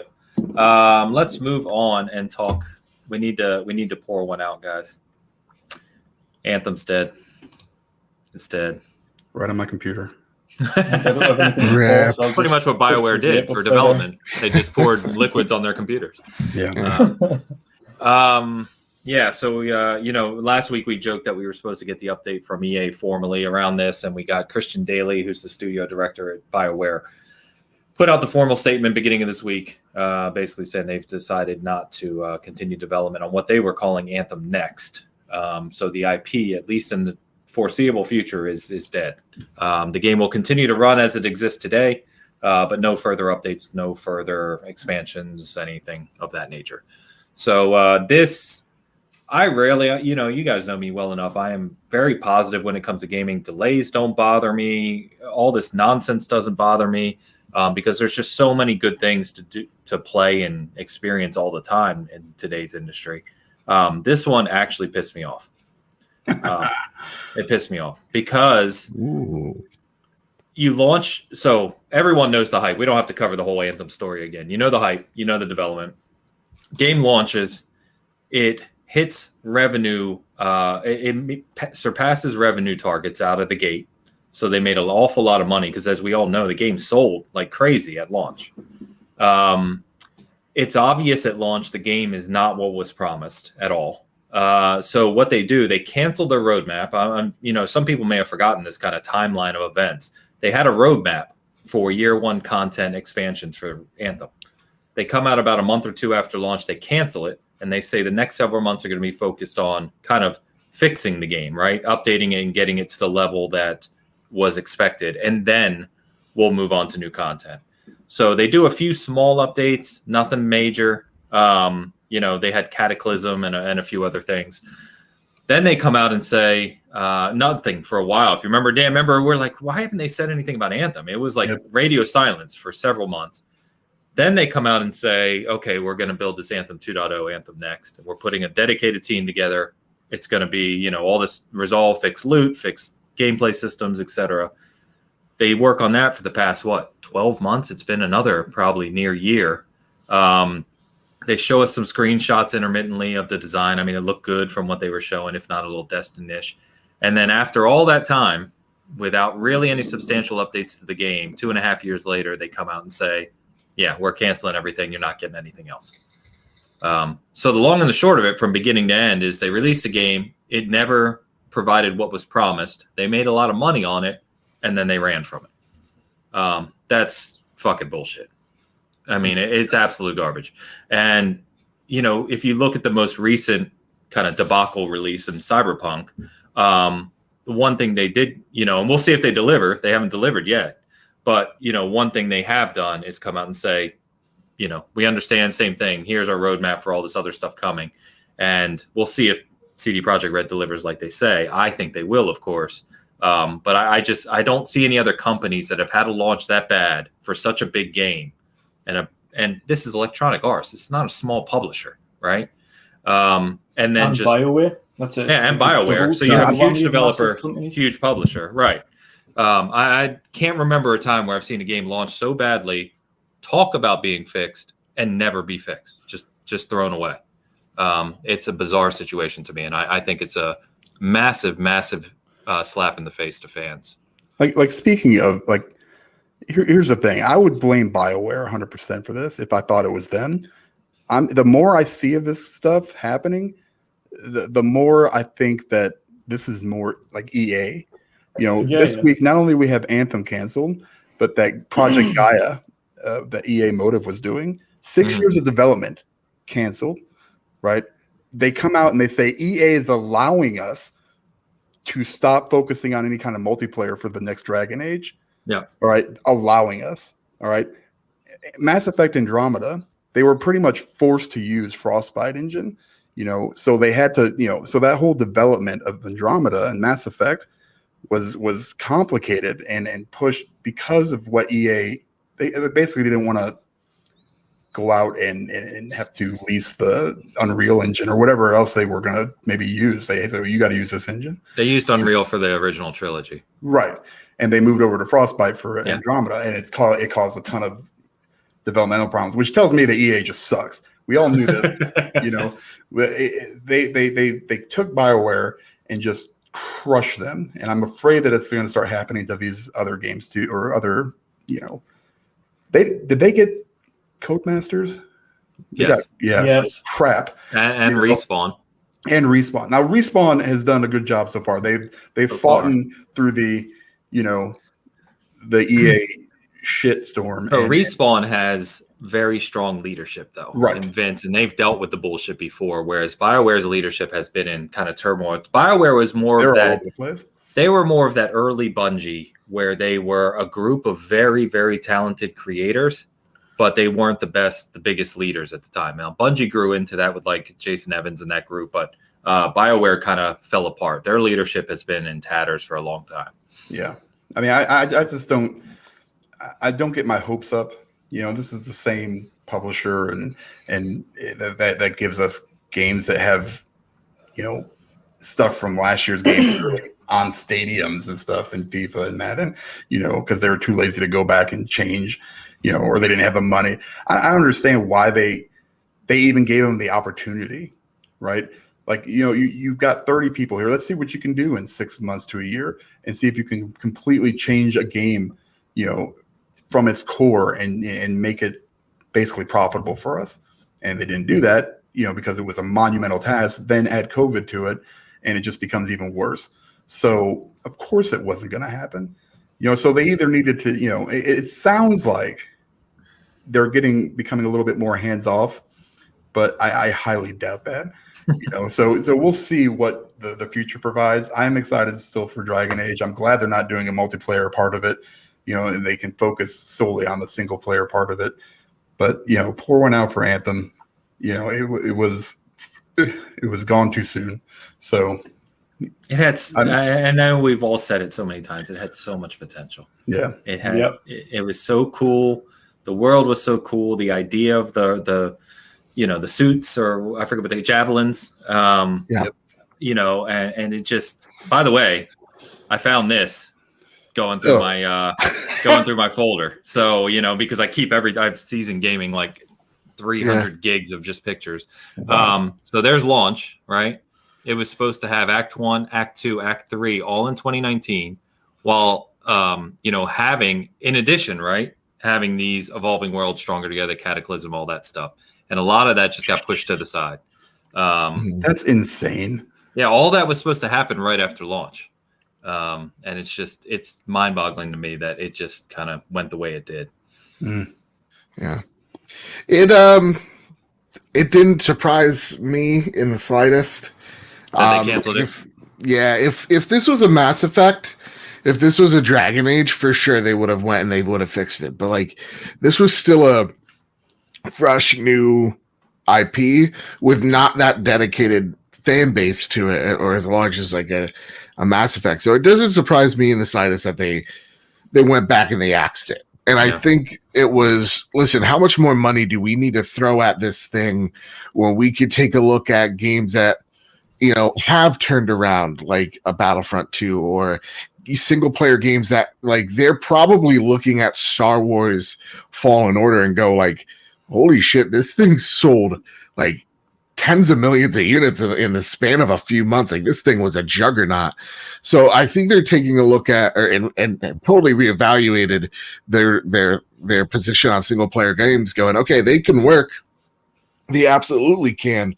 But how much money are we going to actually throw into them? And what we need now more than ever is a safe bet. This isn't a safe bet. So I think a lot of the mechanics from Anthem will live on in a Mass Effect or like a Dragon Age. Like, I'm thinking of like flying for like the Normandy or something like that, or some of the storm powers for, casters in Dragon Age. But as for like Anthem as a whole, I think they're taking a look at that looter shooter, vibe, going, okay, there's not enough we can do to make this salvageable. And the plan's probably in place. Like, that thing needed more than just an end game. It needed a better progression. It needed a better combat systems for most of those, javelins. So to me, I just saw this as an inevitable thing.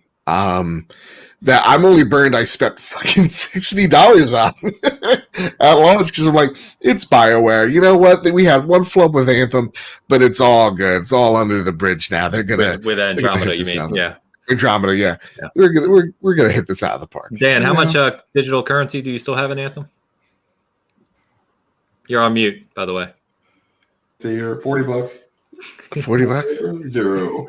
I think I've bought. It might be a tad less. I bought like a $50 part, and I was like, cool, I'm gonna get some of these, they promised all this stuff, and I'm gonna get all these cool looking, skins for my javelins. I thought the skin stuff in that was just a mess. Like, I was like, all right, I'm gonna get something for it's not my turn this week. Yeah. Right. Yeah. And like, so I eventually got to the point where like I got it, and like I usually use the Colossus. So it was, it was either that or I think the quick javelin, wherever that one was, and Interceptor. So the Interceptor, and it was like every couple of weeks I would jump back on and see what they had, and it's not even good. That was the worst part. Or like you could buy some metal, types. I'm like, what in the hell, man? I mean, just give me something. I mean, this isn't hard to do. I mean, it's not like you just throw a new skin on it. Yeah. You see people online, making skins for consoles all the time, just like graphical art stuff, and it's like, there you go, throw it on there. And that's all you got to do, but nope, still got 40. I should just get on there and just spend it like crazy. Oh, so we were joking last night, me and a few people, we're going to literally reinstall it and talk about starting fresh and just doing a playthrough just for fun in a group. Yeah.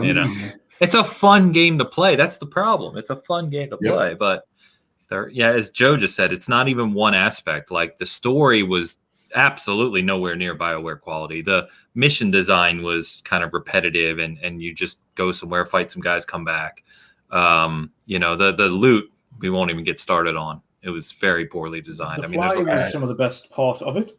Yeah, absolutely. The flying in around. the world and the feel of being in the Javelin was awesome. Mm-hmm. It still looks really good too. Yeah, it's a beautiful game. Yep. Man, what a disappointment. It wasn't that. I gifted that game to quite a few people as well, so I probably spent hundreds on that. Oh no, Oh man. Good. I don't feel so bad. No offense. So did you put a lot of time into it too, Dutch? I wasn't gutted for me, but one of the guys that I gifted it to was like a major Anthem fan, so like I was gutted more for him because he would still to this day every other night would have a big long stint on Anthem and play and do all of these Cataclysm events and all of these different things like that, and like he loved the game, so I was gutted more for him than me, because I might have put 15, 20 hours into the game, but I wasn't like a mega devoted.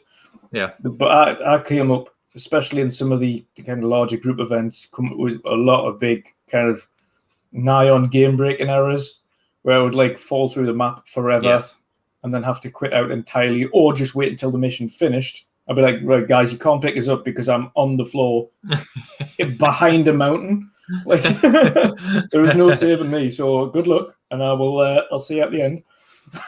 Yeah, it's I feel like we're like all four of us. I feel like we've put so much money in this game that like NBC is gonna have a skit for us. Like you've heard those people that got conned out of tens of thousands of dollars for GameStop stock.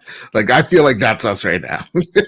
So I was joking last night with some people. So at E3 2018, when they first debuted the game before it came out, if you went to EA Play and you got in line and you had to do all these things, they gave you a print.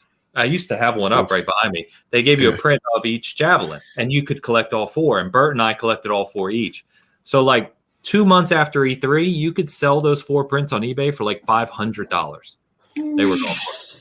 And I haven't looked recently. I guarantee you they're not going for $500 anymore. $2. But yeah, I still have them. I'm like, damn, I should have sold them. But I'm seriously going to put one of the prints back up in my room just as a little, in memoriam of Anthem. Yeah, see, that's what it feels like. It's like we're 4 guys that just lost a good buddy, and so we're at the funeral after party, like having a beer or something. Like, oh man, you remember when he did this? God, that was hilarious. You remember that? Oh man, he was so awesome. Oh, Steve, gosh, I miss you, Steve. Something like that. Gosh, this is so sad and also hilarious. Hey, Scott Cook, welcome, brother. Good to see you. Finally, a non-fanboy podcast. You found us. We're here, man. We're here every Saturday. So thanks for coming out. I'll just hide this t-shirt. Let's talk about why Xbox sucks. We got them now.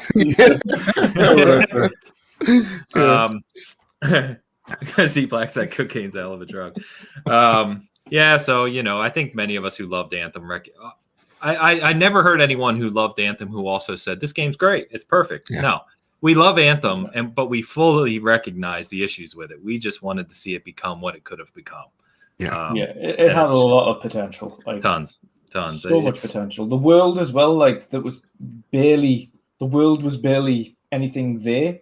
Yeah, like the it was just little groups of enemies. Small, and they could have done so much more with that. Like biome wise, they could have had a snow area, like a proper snow area. Done on like Horizon, you know what I mean? Have different biomes throughout. Yeah, so much. We won't harp on it. We just had to pour one out for Anthem. But let's talk about a game that's going to deliver on all fronts. That's my promise to you. My promise.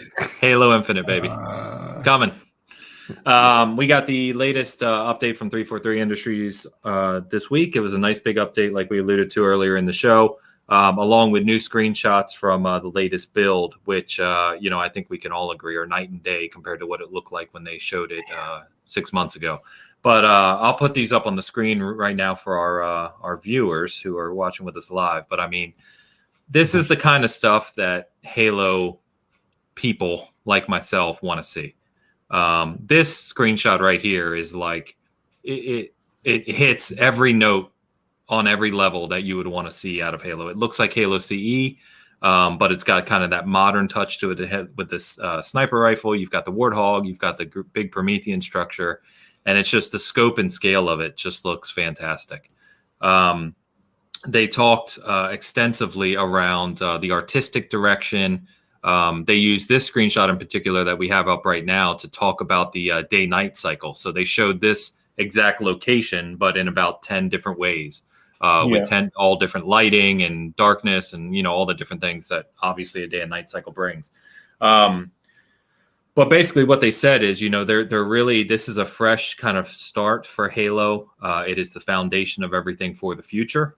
What they said is that the reason Infinite has taken so long to build, besides the obvious, right, brand new engine they've built from scratch, COVID, all these other things, is that it is the foundation. So future updates, expansions, things that are going to come in the Halo games will be built upon Infinite, which is why it's named Infinite.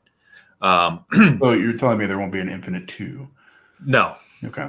That would be stupid. No, they've moved away. They've in fact, most of the Xbox games are moving away from the numbering convention. So they even have said that Gears 6 probably won't be Gears 6. It'll be Gears something, right? It's going to be more like that. So anyway, they're hitting all the right notes here, guys. Over the past 2 months, we've gotten a multiplayer look. We've now gotten the Zeta ring is what it's called, the Halo ring that we're playing on for Infinite. They've shown that now. They've shown armor design, which again seems to be hitting all the right notes with fans. And if you're not intimately familiar with the Halo community, they are a picky ass bunch, right? If you think about those hardcore communities of big games, Pokemon,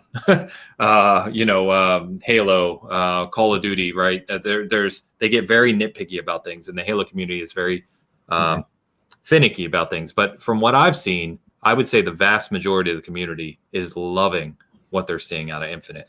And I think the delay for the year was obviously the right call now. And, Joseph Stoughton, who is now the creative director overseeing the whole project, has said he's played through the whole campaign twice. I know, Dutch, you and I talked about this just a couple days ago.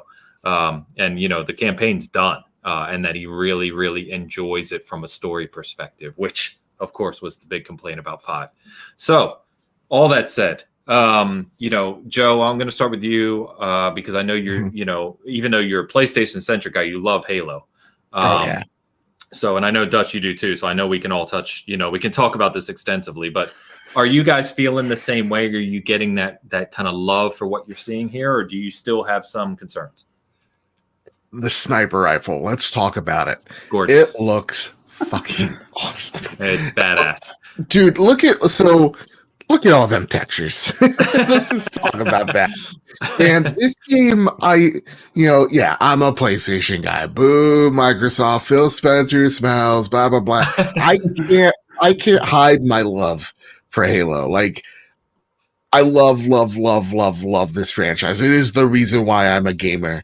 Like, this game, the first game, man, got me through so much as a kid.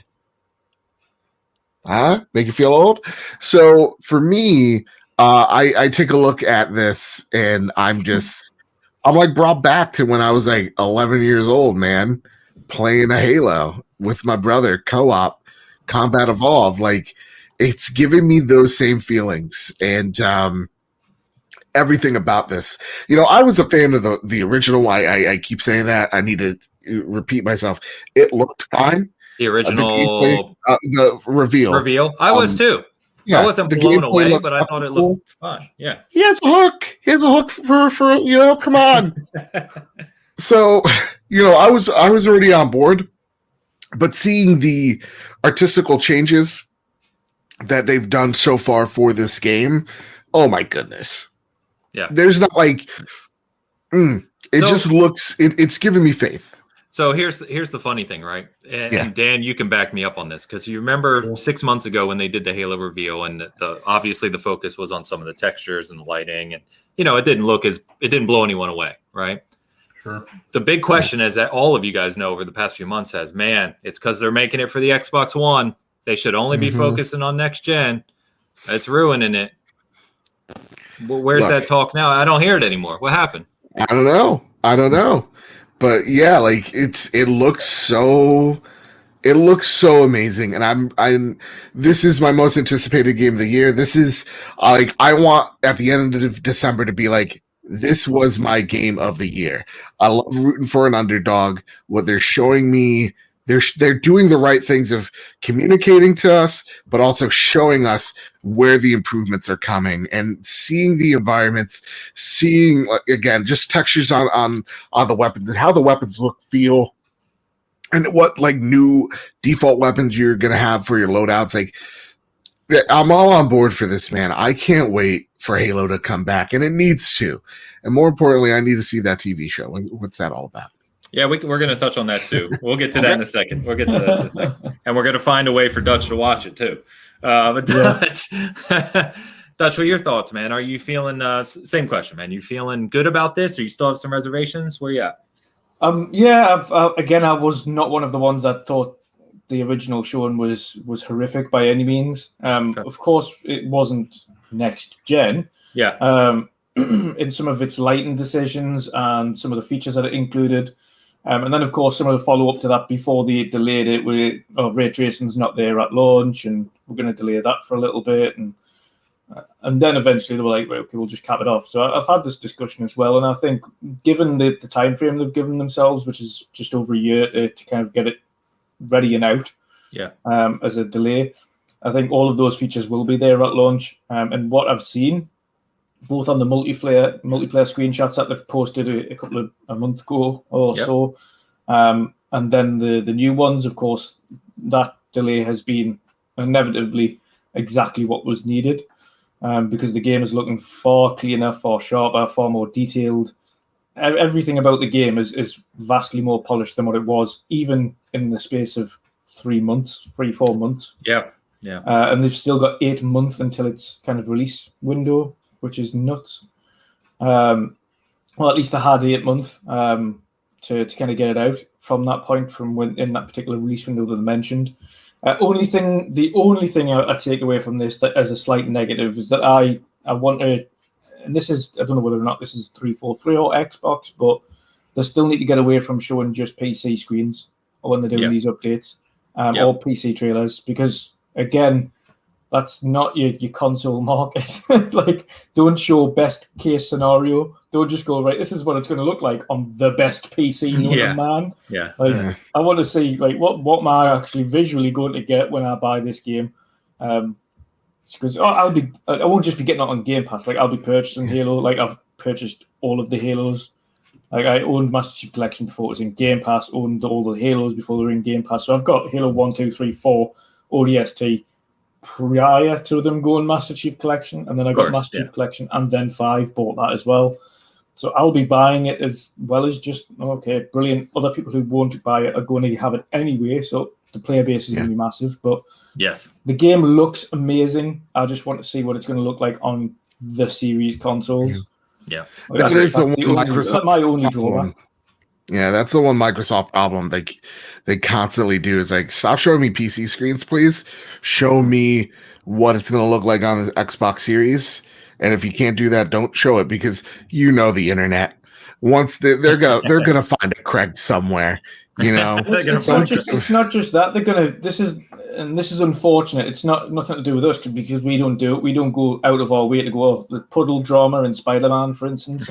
Like, ruin the game for me. We don't go out of our way to do that. But unfortunately, there are people out there that'll go, oh, well, this isn't what you showed a couple of months back here because it doesn't look like this. And like, yeah, but that's a PC screenshot. But Microsoft keep tripping over themselves doing this. They're like, all right, so we'll release the best version of what we're going to show you, and then you get the console version, which is minutely different in quality. But because people pick up on the nitpicking of things, they'll just go, oh, look, it doesn't look the same. Yeah. But like I say, it happens for both. Like, we've got, unfortunately, like I say, Spider-Man went through that issue on PlayStation with puddle drama. Then we've had Xbox with obviously with Halo Infinite when it was first shown off with Craig and all of that. And now, of course, but it's continuous. Like, they do it all the time. And it's all the unfortunately, time. It's Xbox bring it on themselves because they keep doing the same stuff. It's like, you need to learn your lesson.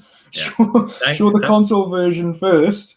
And then go, right, okay, near launch, go, right, Xbox Series, and here's the PlayStation, like, here's a PC version of of Halo Infinite. This is the extras you get on PC. Yeah, that's what they should do. Yeah.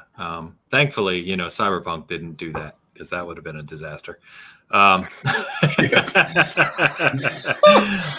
think that was one of the very lucky few, that managed to play through Cyberpunk with only one. I think it was one hard crash. And me too. No, I did the same. Bugs. I had one hard crash the whole game. One hard crash, very few bugs, and I noticed as well. And it was a very strange thing on Cyberpunk where if something started to bug out, like the UI did a couple of the times, like the HUD would bug out after missions or something like that. You just pause, save the game, come out the game, go back into the game, especially on Series X, which takes no time at all anyway, and it would be fixed. So any of the little HUD issues that were there were fixed by a simple restart of your load. Yeah, that's usually a memory allocation. But it was such a strange. That was one of the very lucky ones because some of the glitches and bugs and things that I've seen were hilarious. Yeah, they are. That's a whole. Yeah, we've covered that at length.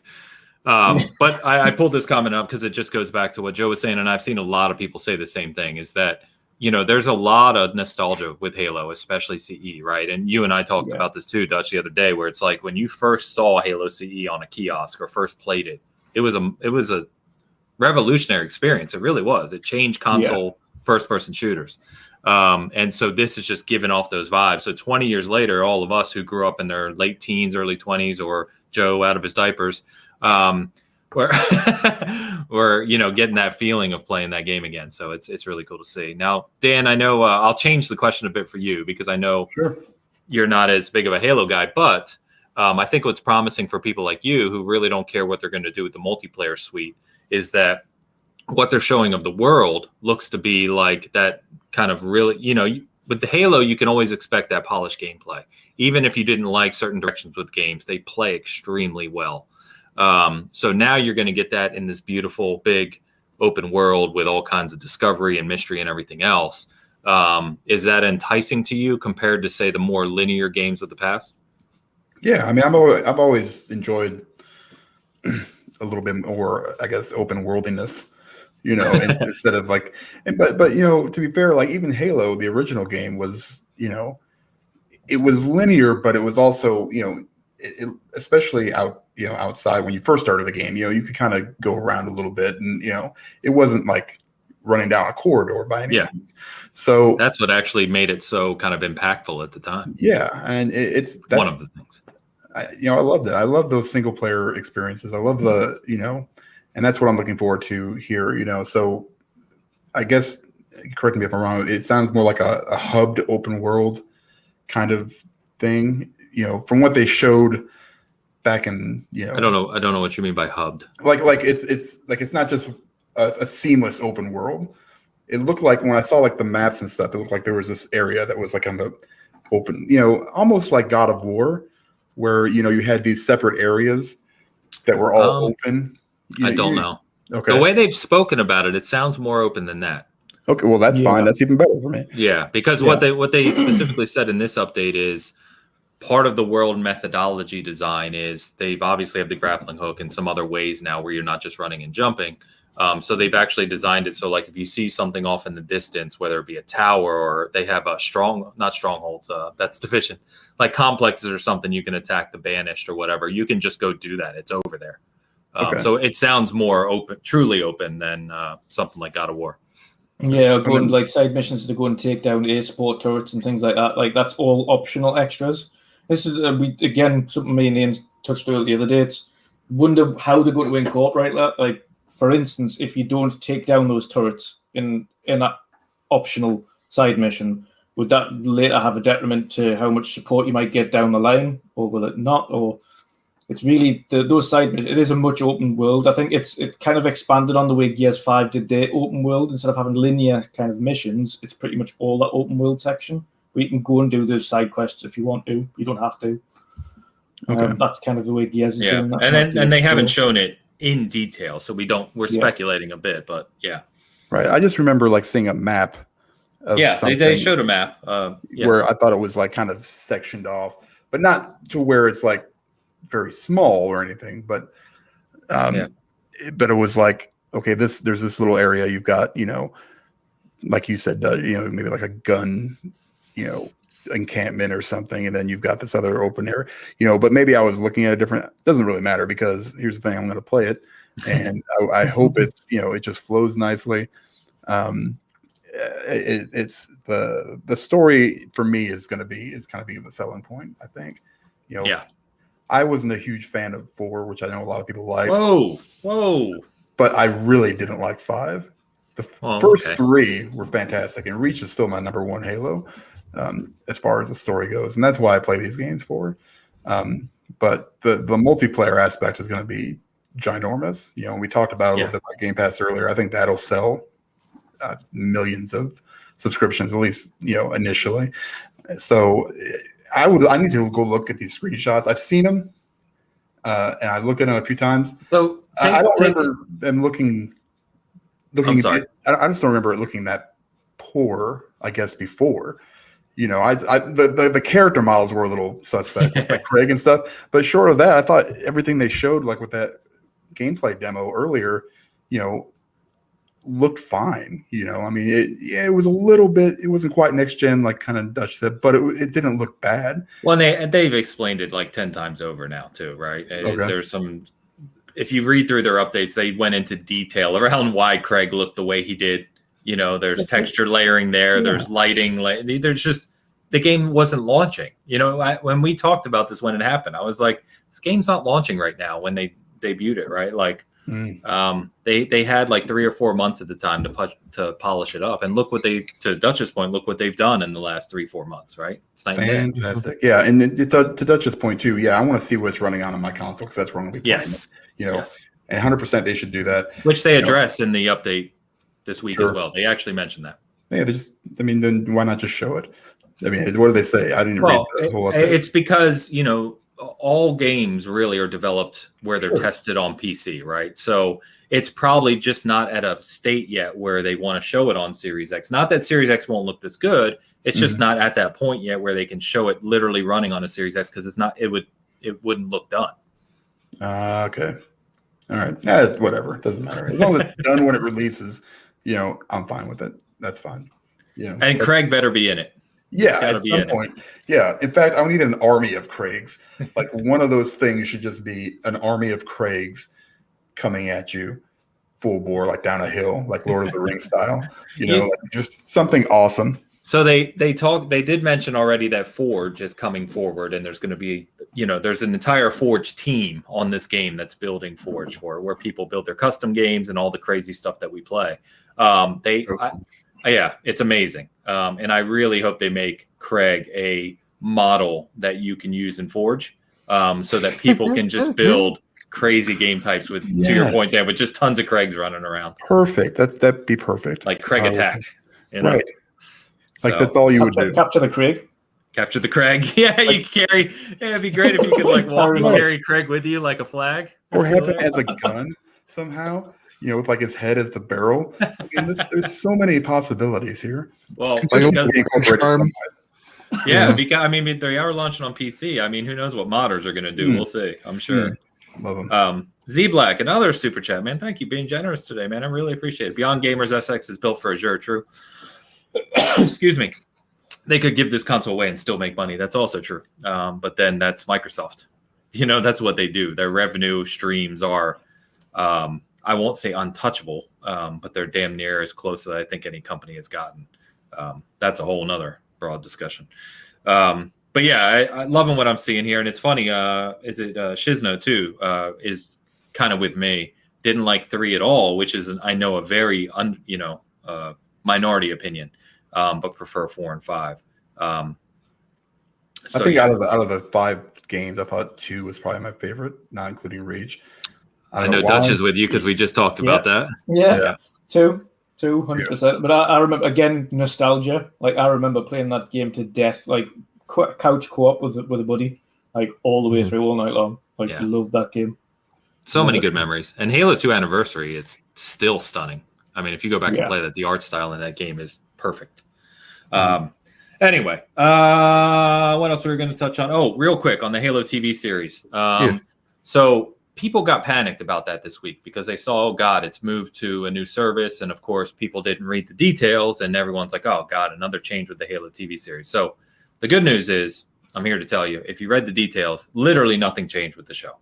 It was filming in Budapest last year. They had to stop because of COVID. They're refinishing production right now, and same script, same actors, same production company. Literally everything's exactly the same. Amblin, Steven Spielberg's production company still involved. Showtime's still involved. The only difference is that Viacom CBS, who owns Showtime, CBS, Paramount, all these companies, they basically said, we have this Paramount Plus streaming service coming out. We want a Star Trek-like kind of premiere show to launch it with. So they've pulled it off of Showtime, and they're moving it to Paramount Plus. That's the only difference. So launching beginning of 2022 and beginning of next year, first quarter is when the Halo show will premiere. And I just obviously, I'm sure we all just hope it does it justice. And for people in the UK, as long as it's at least as good as Forward Unto Dawn. I love Forward Unto Dawn. Loved that. Great low budget movie. Loved it. I just want to see how that suit looks.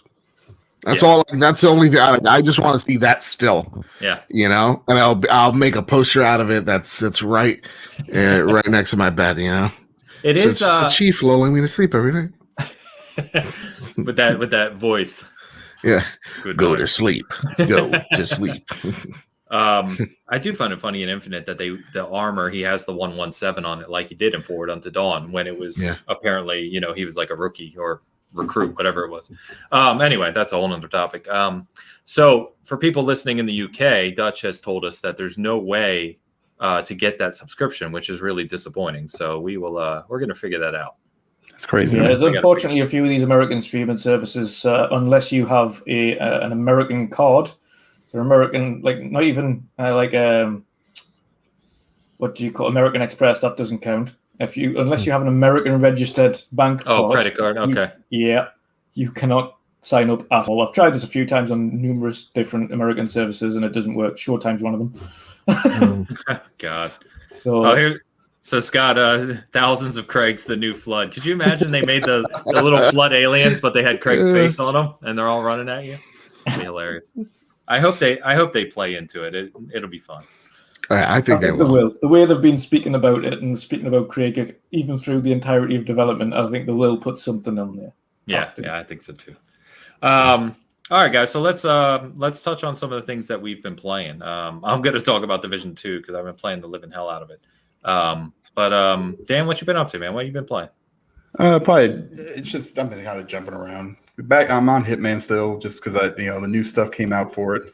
The elusive contracts or the elusive targets. Oh, like the little update for Hitman 3? Yeah, they released some more of the deluxe version stuff. Yeah, so I was able to get the costumes the suits, and then the kind of funny stuff came out. They had quite a bit of stuff. So I've been playing a little bit of that. I actually started another Days Gone playthrough because I wanted to see how it was running.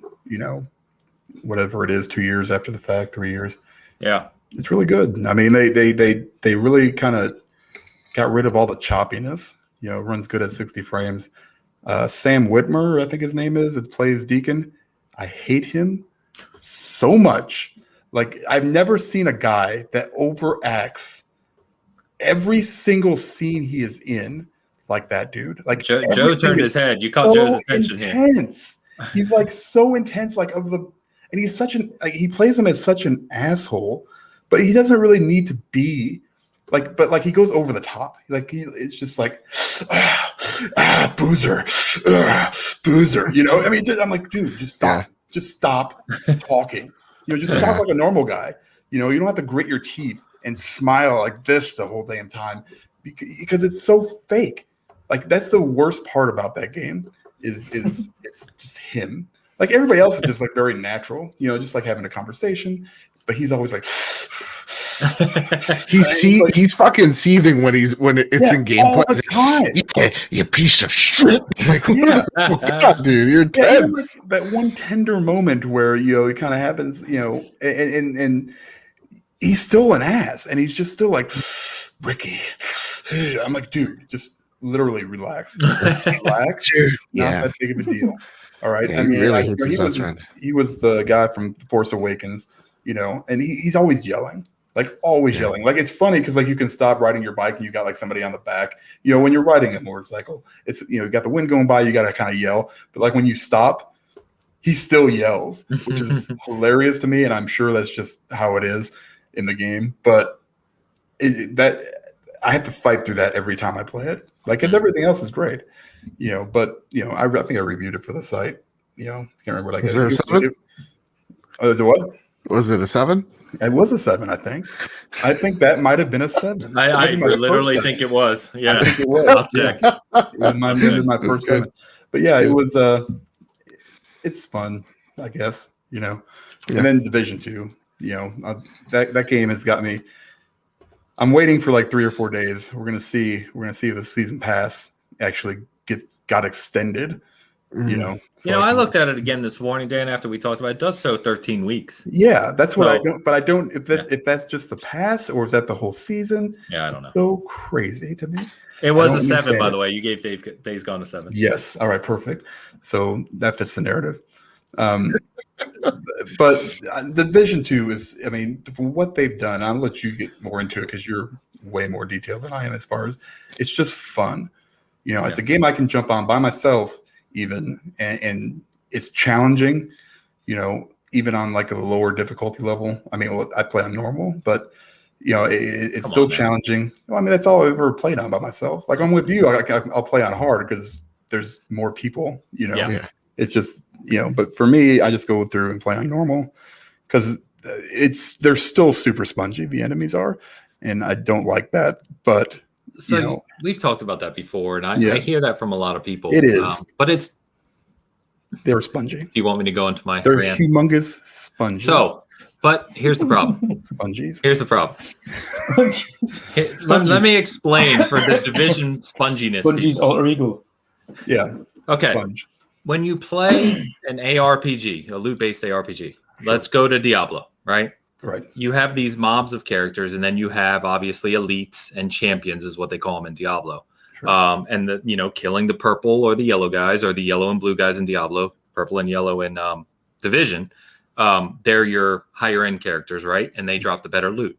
Mm-hmm. The problem is people can't wrap their mind around the fact that you're playing an ARPG loot game where it's supposed to take a lot of hits and a lot of battle to kill these guys, while taking the realistic feel of the guns and the environment, because they're used to playing games like Call of Duty or any other military shooter where when you shoot someone, they die instantly because you're shooting them with a gun. You know what I mean?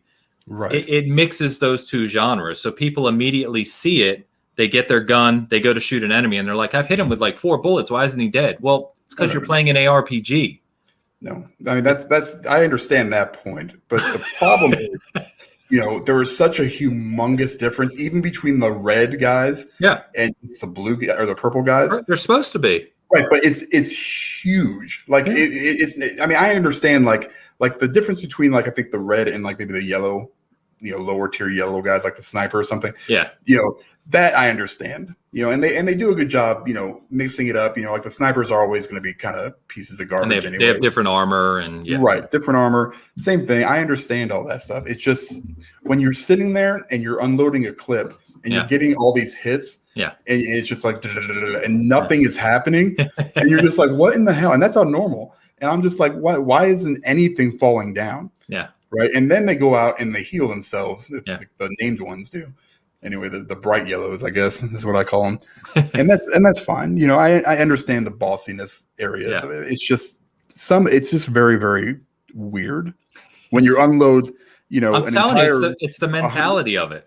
That makes sense. I get you. I get what you're saying, but I guess in the Diablo, like when you play that and you hit one of those named characters, you're sitting there swinging, you're sitting there throwing stuff at it. It doesn't. Maybe it's just because of it's the gun aspect. That's what I'm saying. It's the mentality of shooting a gun. It shouldn't take 100 bullets to kill someone. That I think, and so in essence, it makes them feel spongy. Yes, maybe not, but it just makes them feel that way. And they are. They are spongy, but it's part of an ARPG game. I understand that. Yeah, and it's still a great game. I still love it.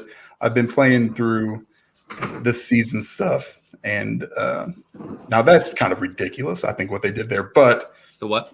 It's just like the amount of stuff that you have to do just to get to these seasonal pieces of content. Like, okay, so you've got like, whatever her name is in the center, and then you've got Fayla. Yes, I know what you mean. The manhunt. So like Viper, right, is the one I'm doing right now. Yeah. So I'm just gonna go in the order that they released it in. You have to go through 3 different areas. Each of those 3 different areas, you might have to do six different things. Yeah. You have to do like, control points. Then you might have to do a couple bounties. Then you have to do a mission. Yeah. And I'm just like, okay. And that's just one. Okay. Now you just one check mark. Then you have to go back and do like that 4 other times. Yeah. And I'm just like, damn, man, this is a lot. And especially with one person. So it's just taking a very, very long time. But I'm enjoying it as I'm playing it. So it doesn't really matter. It's one of those, I'm not even doing the manhunt. You're not even doing anything? Not the manhunt. What are you doing? So I'm doing all of the league stuff. So where you basically run the different missions on hard, or the targeted loot is incredible. Have you played around with that? I've gotten some targeted loot. I don't know what the hell it is. So we would not turn this into a division cast. But what is it?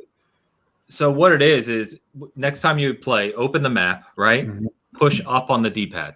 Okay. The map will move up, and it'll show you in every region of DC and New York. There's a specific either gear set or type of weapon or armor set that will drop more often in that region. I've seen that. So basically what it's doing is, which is brilliant, is it's allowing people at endgame like we are to hunt for specific gear sets or specific loot. So for instance, I'm always a sniper. There's a gear set now in Division 2 called Aces and Eights, where you headshot people, you get 5 in a row, it flips cards over, it gives you a poker hand, and then depending on what hand you get bonus damage. Which for me, as an ex-poker player and a sniper in the game, I was like, dude, this game is built for me. So I literally found the region where that was, and I went and ran hard and challenging missions in that region. And I got from poker. That's what I got out of this. The what? You said a former poker player. Did you retire? Did you go pro? No, I played about 6-7 hours a day. Yeah. Oh shit. Okay. All right. Many years ago. We're talking many years. Many years. I'm old. So anyway, I won't keep on it, but between the next gen update for it, which Ubisoft has been killing, by the way, on their games. Yeah. Between the next gen update, the now end game content design in Division 2 and the loot design, which is incredibly complex because I could go into it forever, but the loot is as good as probably any loot based game I've ever played now. If you dive into the named items, the gear sets, the recalibrations, crafting, it's incredibly extensive. It's just fantastic. It's a fantastic game right now. So I'll stop now because I've been ranting. Joe, what you been up to, man? You're on mute. I've been playing this little ditty called Hitman. Never heard of it. Yeah. Yuffie's bitch. Have you ever heard of it? I have heard of it. Side note, I texted this to Ains. I got 67th in the world on the new elusive targets. Nice. But here's the problem. I thought that unlocked the trophy that you have to get like top 100 in the world. It does not count. It has to be on an actual mission. So I'm screwed. There's one to cheat that. Early. Gosh, that's hard. You create your own playlist and then you just complete it and you'll get it. Oh, I'm telling you. There's ways. But so Hitman 1, Hitman 2 finally got back on sale. They were both like $10 each, and I'm like, Hitman was like, I think the game of the year, Hitman 2 Game of the Year edition was $17. I already had Hitman 1, so I bought Hitman 2 on PSN, and that's what I've been doing. I've been playing through. Now I kind of understand what's going on story wise, and let me tell you something. This game, I could be playing it for this whole year. Like, it's so good. Until Infinite. And now, what's that? Until Infinite. Oh yeah, until Infinite, obviously. But like, it's just so good. And I've been doing this thing now that like I get frustrated in it. So like when I get caught, I'm just like, shame, cock my shotgun back and just start killing all the guards. Like I feel like the most elite Terminator assassin at sometimes. But I've gotten through 1. I've gotten through most of 2. I'm at this keep. That's the first map that I've gotten to that I'm not in love with. Not in love with the keep. The little castle. Yeah, I know what you're talking about. That's the Yeah. castle. Yeah, that's tough. Yeah. That one's a tough one. Yeah, and I'm like, I don't dig it because I feel confined. But honest to goodness, for the most part, that's the only one that I don't like. Like, I love the one in Japan with the hospital. Like, that one's so freaking cool. Where you could kill him with the defibrillators because it's evil dude that needs like a heart transplant, and like you could kill him with the defibrillators. You could just walk in a room and crush his heart. Like, there's like different ways of going about it. Like, it's so unique the ways that you can assassinate these targets without even having to pull the trigger. It's just so freaking good. And then games that I do pull the trigger on. Let's talk about this little ditty called Fortnite because it's a game that keeps on giving, man. Oh my god! This Oh my game's so god! fucking Did you cool. buy the Alien? Of course I bought the Xenomorph. And there's this debate because our friend Kev was like, it looks goofy. I'm like, that's a Xenomorph drone, you dumb idiot. You're talking about the Xenomorph from Covenant.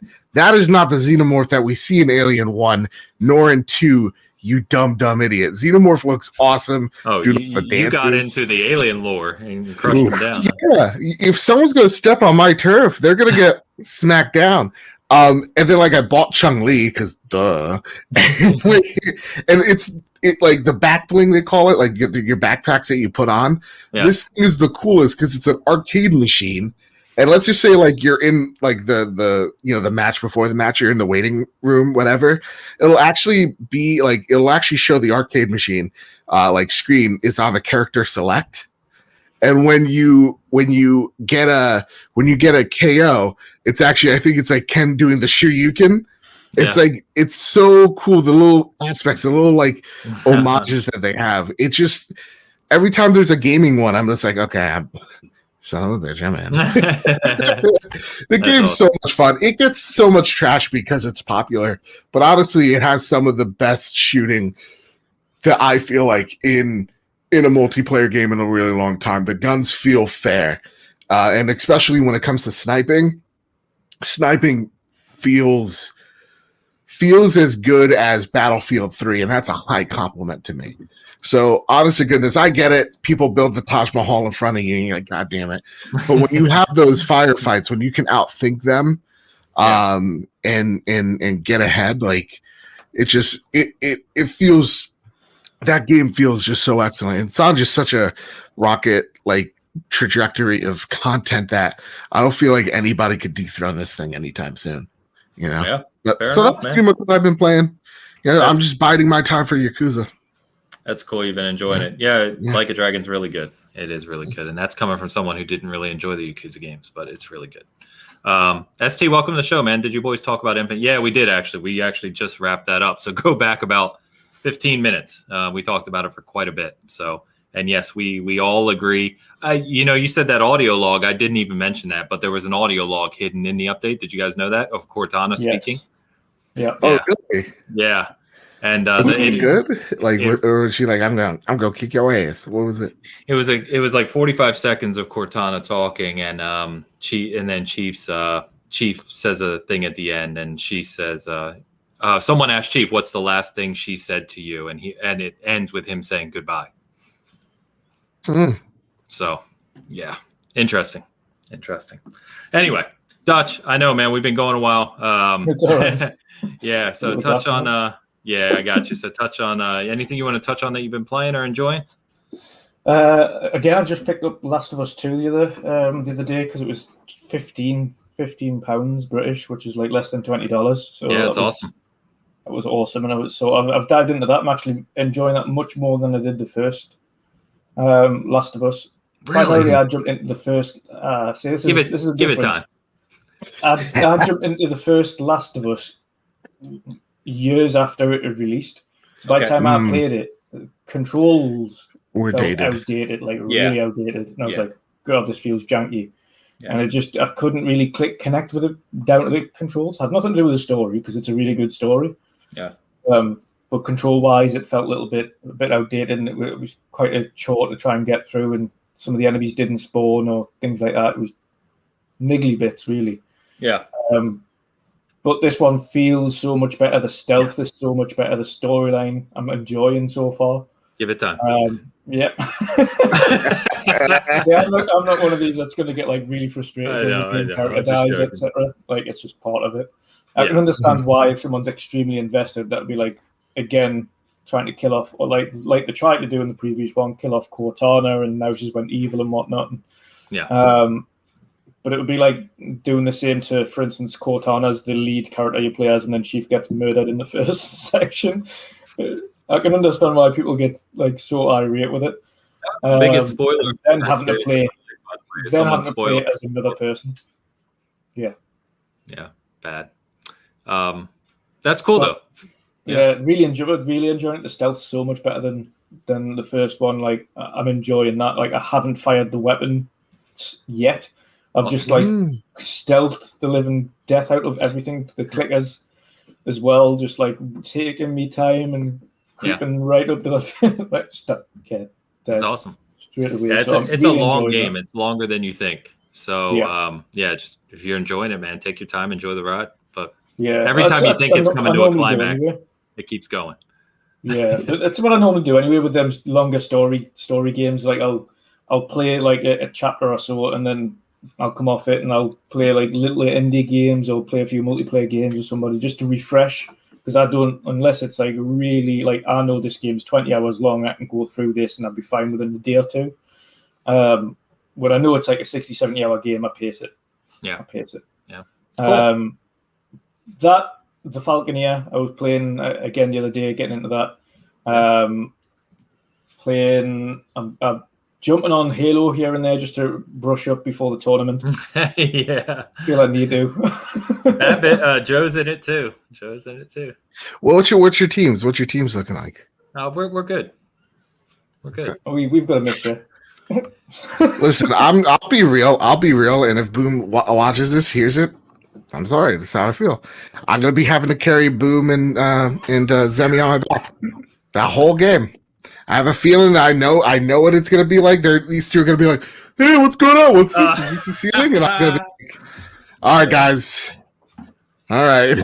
You know, Dutch Drew, he's playing. His team's playing GBTB first round. So. Okay, do we know what Halo it is? That's my one question. So I talked to Fork, and he said MCC, so it could be all 4 games. I don't even like this ref already. What do you mean, like MCC? Well, that doesn't give me a clear. If it's 2 and 3, they're wildly different. Like people all realize 4 are wildly different. Yes, exactly. So it'll show your true Halo chops. Nope.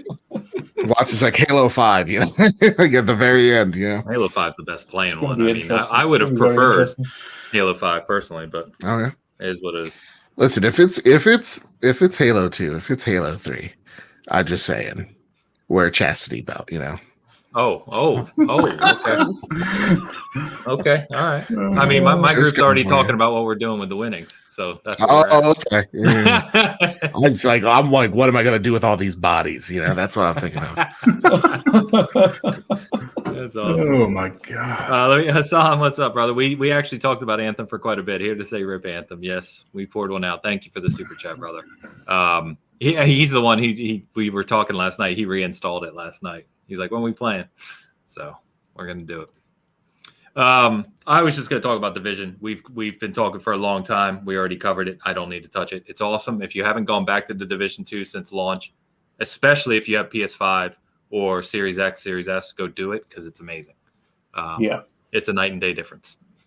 So cool, man. Well, it's been an absolute pleasure having you guys on. It's been a fantastic conversation, obviously. So thanks for coming on. Thanks for joining us this Saturday. A couple things I want to shout out real quick. Good in Gaming update. I know I mentioned it last week. I've started kind of putting those pieces of that article together. There's a lot there because of how many people reached out to me. So working on that. I'll hopefully have it out this week. Dutch and I actually spoke 2 days ago, just the two of us, in his Know Your Creator segment for the Midweek Mixup channel. So that'll be debuting for, correct me if I'm wrong, Patreons on this upcoming Friday if you're listening, and for your channel just overall on Saturday. Yes, that's right. Yeah. Perfect. That is correct. That was an awesome conversation. Just me and Dutch just chatting about everything, how I got into gaming, Season Gaming's background, all that stuff. So it was a lot of fun, man. So thank you again for that. Definitely. And obviously, if you're a fan of Season Gaming as a whole, and obviously this show, that's and you're interested to know how it began, and you're relatively new to this channel, if you're a new subscriber to Season Gaming, then that's a good one to jump on and kind of get to know Ian's and the background of the channel as well. Yeah, thank you for that. Outriders impressions. So Steve is writing those for our site. They're already kind of in draft form, so you can see those on our site if you want to learn a little more about Outriders. And he played it on both console and PC as well. And then there's a few other indie reviews we're covering this week as well. So Littlewood is a kind of Stardew Valley / Animal Crossing like game that just launched for the Switch. That review is live now.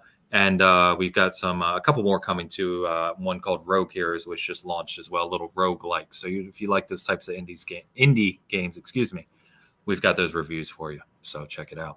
All right, man, let's get on out of here. Dutch, man, why don't you shout out your channel and where people can find you?